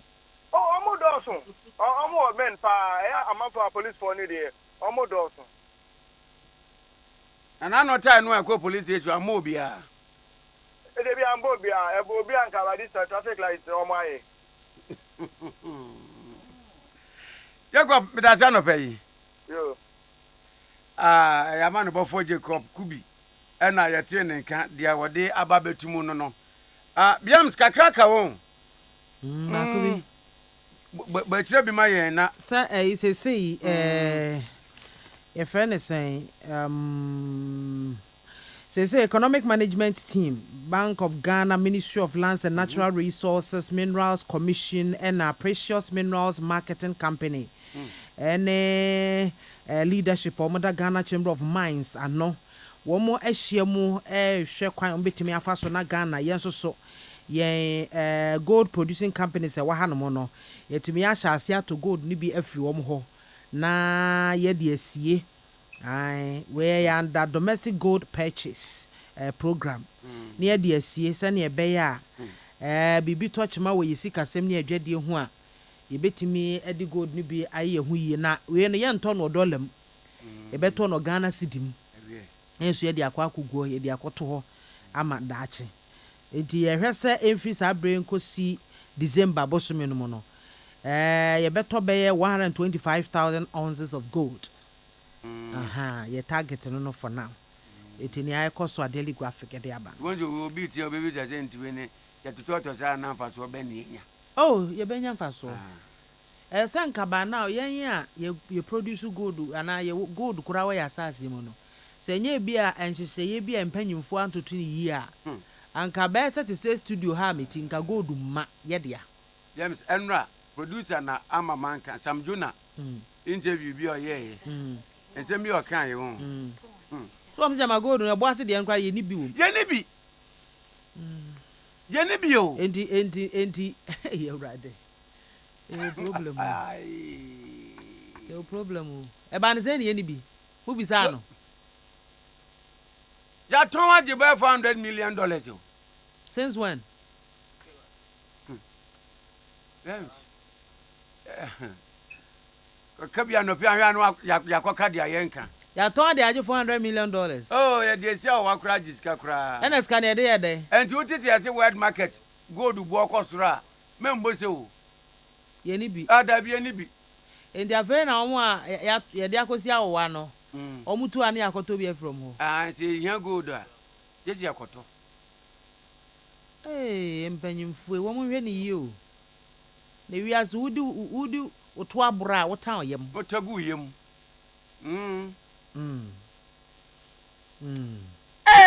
Mawie nana. Wonka biem. Na menka de. Gold a ye nyina ni da so a yenim se da chinchirima ebe benefit wo mo no. Chese ya ton. Senso ye de akosi awowa. Emfie dodo sen. Ko South Africa ko hwe. Oma protect wo mo na mu bo ni sei mu hwe ni yo deja okwa ka so go the what as ni mu no ye tutu a ensanda yo anyway as ma men ko Nicaragua se wan kwa Nicaragua se he ko ne de te ha e trousers non do abo apa won sma ba ko Ade Akye Abia dwuma die so nie. Na me kwa ma no so head of sports. Head of Peace Power Sports. Dan Kwaku Yeboa. Ewa ma no so. Kwaku ma chi. Where you look at me? Now we can say, o current location when They say me were Spain, cry friend Alicante. Alicante. Baby, I know about born. There be no bobo no locker. By we and a Junana blaster team no. Any bus, the bus, the far place in the bar Alicante. Alicante in the bar at the airport. And it means to make any Ghanaian supporters now with the team that you buy. Said the Bay means maybe airport. The free Alicante, it will Spain a copari. Now visit be as a locker, saying one Tontumo won't be more than your free. Look out here, a crazy and Ghanaian supporters might be debut of no matter what you know. Bununi Bako must see. Look at Ghana and get his goal. Hey! Oh, I miss Lisa. Now, why you grass or Badam or Umbra Groome? I don't know. Here, if we do that product, my dear salad near them. I'm here for Muduman. Hey, and this Cabot. I this because you're penny room near beginning here. Zapepe. Ya bon command no fiadano. Ah, na ye say, ye ne Brazil. Ye match no ebeko yi na de neme gugu kwa mu say ye hwe. Na etumi hesa na ye ma no a. Ebe mi etumi edi nkunim na say ye benya good results. Okwo wo da na wo stadium ho from Krankran to Krankran. Match ye ne Brazil boy ye sha say the free no so a. Did we live up to expectation? Well, many that Brazil match in the post-match press conference. Over in Yanoa, Utuado de Maya, Quine Bisuno, only ya, Jenny said, the first 11 and Kuyi.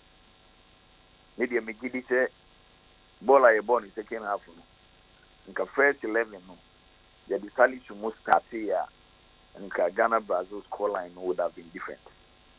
And the Ghana Brazil lineup no there and the fact that second half no ye changes in like your performance improve you clear you will be again na the first lineup na Nkoye no no correct but me in particular na me to add because why assistant among Milovan World Cup qualifiers is overall the most crucial one and you know other qualifiers what will be and team no players now on board against Brazil no unim dodo na ahode and as at time we about Brazil no that players no odi bi be kwa unim and ya coach switching nationality new players and yeah person who new players na hode now if you watch now see it's okay old players na minimum oma ho odin ye ebia 70%. New players be 75%. Into me for 70% for Bako, na 75% in Yeno, I mean from Fra. Emma, friendly matches na Yakobo Yanon. The strongest opposition I benya a Brazil there. In Tiano Nebama you players no be a hoarding. In the selection of the ball Brazil and the Cemetery as Yanambua, my Tina said that. And indeed, after the game, now you say the second half was better.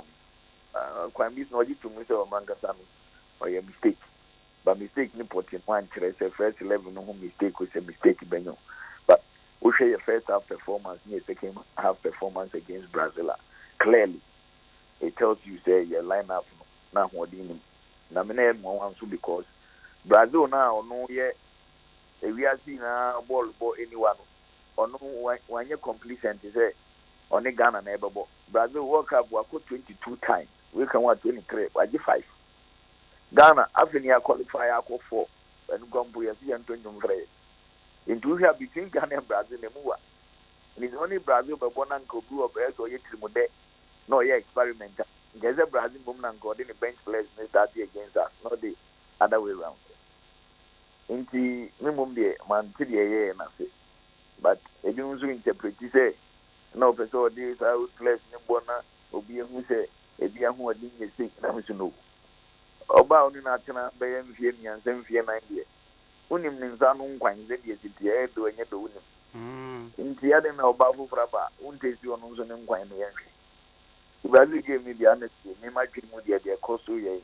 That train you defeat, you know, a lineup at the start game. Na amancrophobia in some of more say. Adiano say university student control end of semester exams na yemma lecturer bi.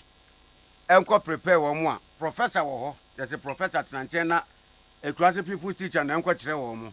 De beba ni.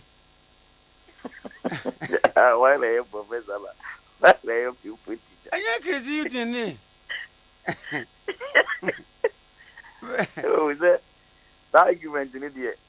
You know, advance but we feel that it's a travel. It is too late to advance that argument. Time and not if any appointment, you move a break kind. The Christian Sylvia Ukrami. Ever since Ghana started this year for white coaches. White coach being one TV to Christian. Because you know, him say, or might be this America, or might be this England, or more racist, but more racism, or more silent. Obekaya, a single cry, and right. Our boy, a EPL no for so many years. Obey a complaint, say, we are black now, we are coaching course. I am perceived more team more coach to a EPL. Indeed, for a black Christian to coach in the EPL, it tells you his quality. Was saying a stint with the Ireland national team. And at the time, your appointment, na him say CV, name body a day fadia, Christian CV, no, coaches Abagani and I knew be at the but the GFA had its own ideas, but many futures are taking their trial. Then I try na the Ayadini Jamokan wa bro from say oh player scout as one wine. Or scout players is scout players here. Say what do amokoma coach o. Na what Oshe Otuadu role play with Dortmund. Dortmund coaching staff no on main coaching staff no on Hey. David Opa Google na he.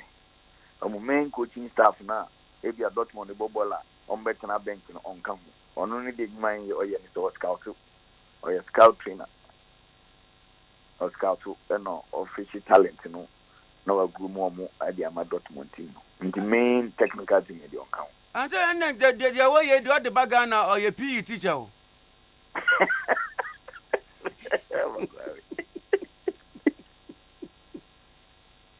Now, world stage say, you the Brazil didn't uncle ye be a young cat of Mudomun watching. Now, I'm ready. Oh. There's a trado, and I got to lie no. Yeah. After for your net down, we have one ebon comoina. If you Brazil, the answer I am Nicaragua say, na Nica na yen to me, none ye trazas dear. Nicaragua, one year to fire bui, none Trazaragua, and I Cabaragua, and us little Ragua dear.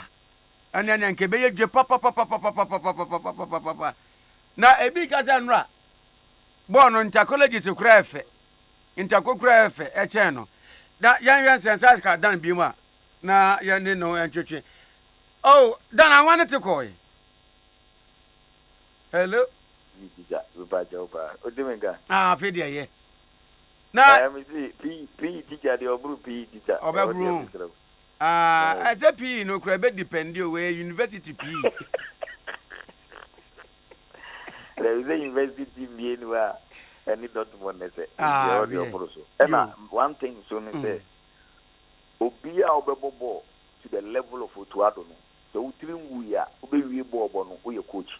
Because Obefa top notch coaches be bring them a moment training into Obobono, so you'll be able to have Obi Bono automatically we are coach. And in we are former footballer. The whole Kwame Amoh only Otuado coaching course. say coaching course no you start free class 1 or no you better start in free JSS1 because it's assumed they say having go through the hands of so many coaches a lot of coaching knowledge that na yamra no abon so eja Brazil no munim bochi yen to mo se ye nya hwe na Nicaragua na nkrofo ka se Nicaragua mponi na ne ye Nicaragua de ne nka dwuma mu de bedi ende na Okay, FM. Nyame nim ne yenya ya la my I want to Nicaragua I want to president Kwame Amoh hey go de bi kura se Cabaragua ne Leteragua ina wo mu we de wonnim nsema esi wo wechi agara body ko bobo na se wa ya o mbeti na mu anyway na ebi kura se no abo no kura enchacologist kura fete no abo no yanwe ya performance against Nikafui na yanwe se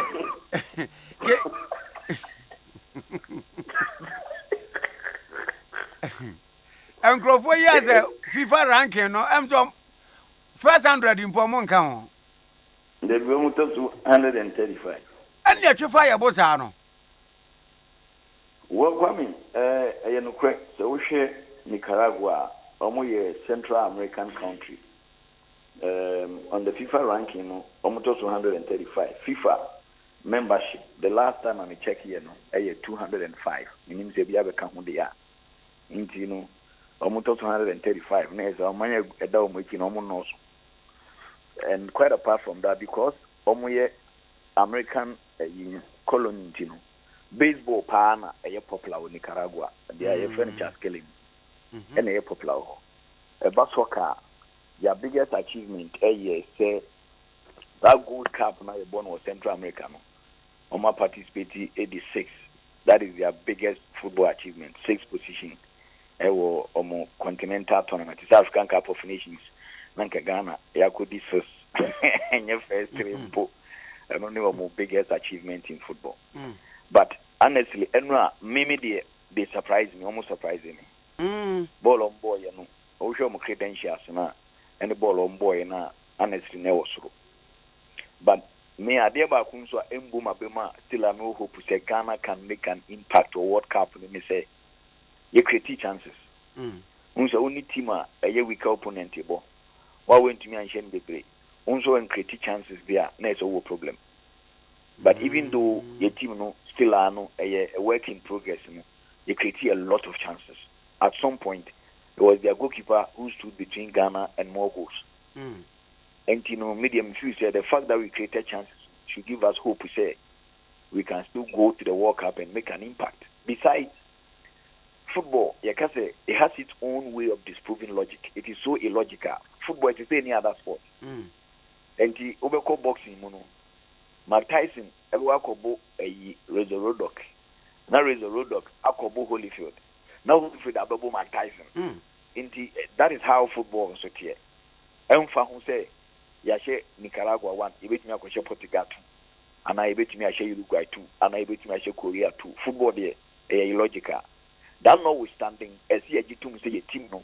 It's a work in progress. You know, because apart from chances now you create now me say lack of telepathy, the lack of understanding say buapayo. Inaki Williams na or yet the best striker you want. Or any be a woman for boni mano.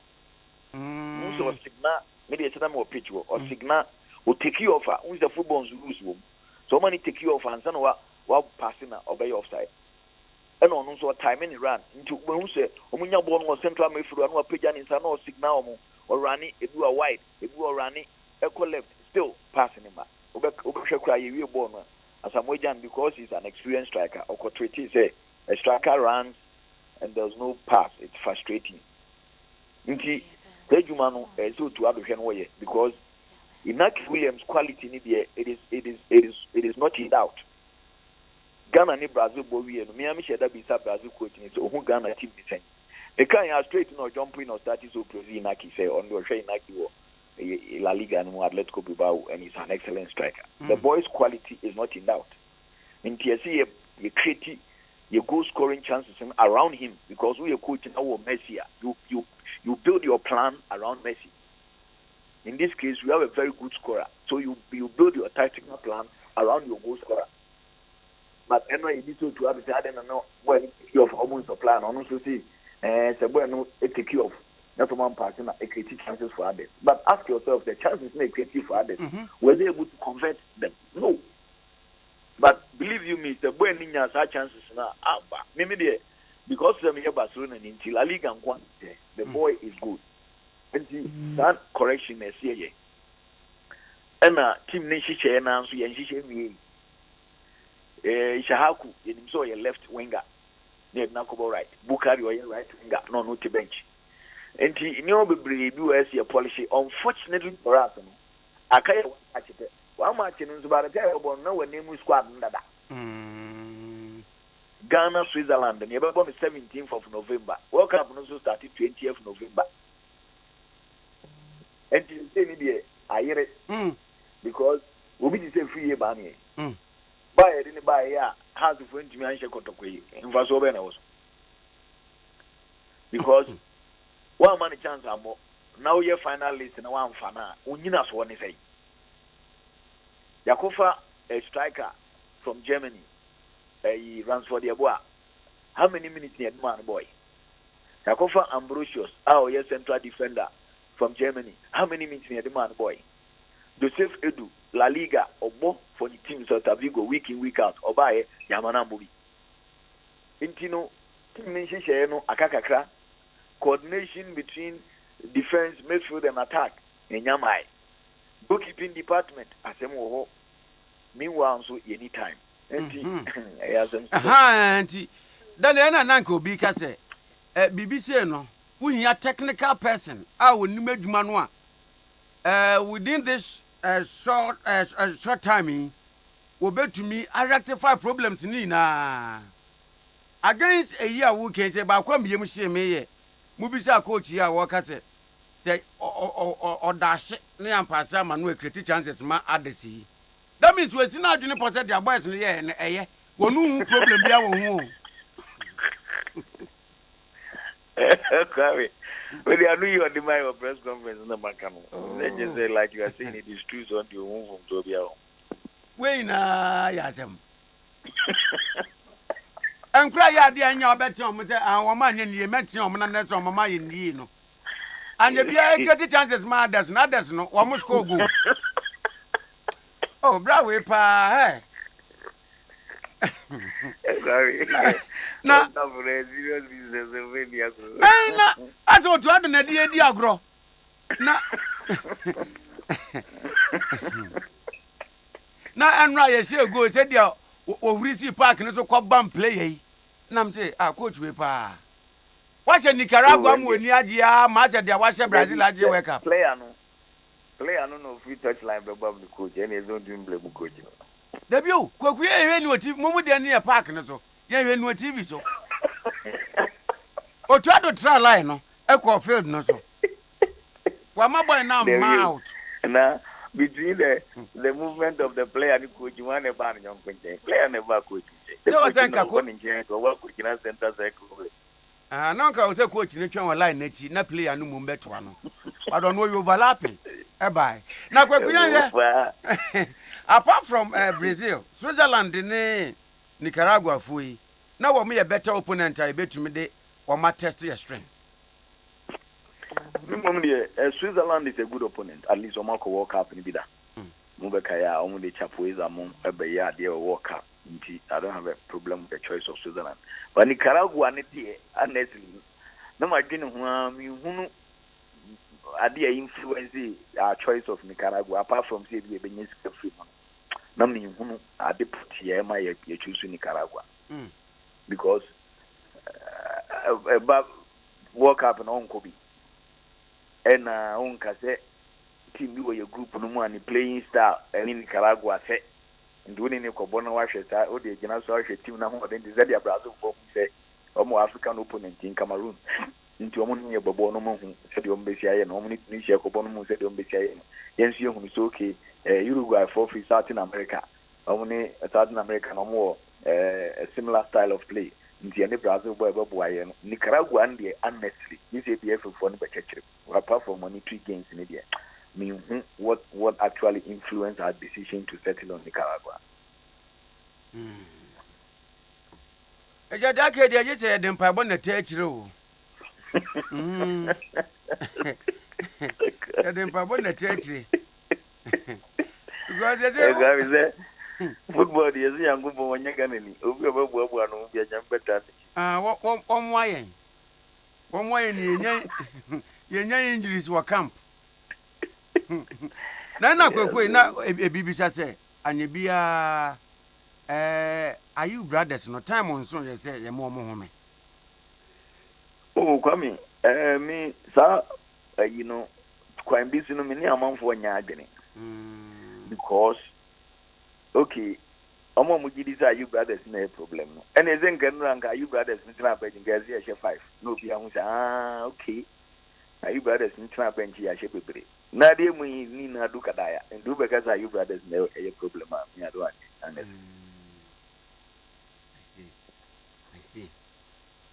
yeah fancy oh maturate pa that time Yankupon Suma, acquire anything, they are not uncle in never year or got up on see Yona. Them about to me shaky. Yes, you know a problem. You need 2 bones in him, both in shaky bill. And if it is indeed true that you brothers no problem, yeah, can Romatana bench, yes, yes, 5, Namcasa, ha, Bones or Mambo be near 5. Nadi Dukadaya and do it the question you brothers. I think our problem now you're more technical than individual players. Technical na I mean person be can you na because do your technical head no eh is me yan kan ti e be ye jo be get ya dada because the brain here fa but come football there enka no kuro e be ye won want to ado betimi akodu medals no World Cup football there enka no kure sometimes you can do everything right and get wrong results sometimes you can do everything wrong and get good results still I am for hope in that team. We have a good team, individual talent, you know, a good team. The Akaya is a blended. Now, yet to make a good transition from goalkeeping department through midfield to attack. Because, so, for instance, Ghana Brazil game, your boy, second half, no improvement. Second half, no about 3 back. Over 3 back, technically, the goalkeeper is part of the 3. Because over 2 central defenders. You should have a ball playing goalkeeper. A goalkeeper who can locate his players and give them passes. A ball midfielder, your individual brilliance, but into me who's okay, Pateni Kulus new anyway, you better transition. A bar attacker, you is okay, we bow wings, no we bow her. A Bema supplies not but better. Into problem now for me it is more technical than the players. Nanki abamu obu na nso kakra o kan ya yenya nkurase kakra. Ya de heda nyambe ye. Da bana zaro pay.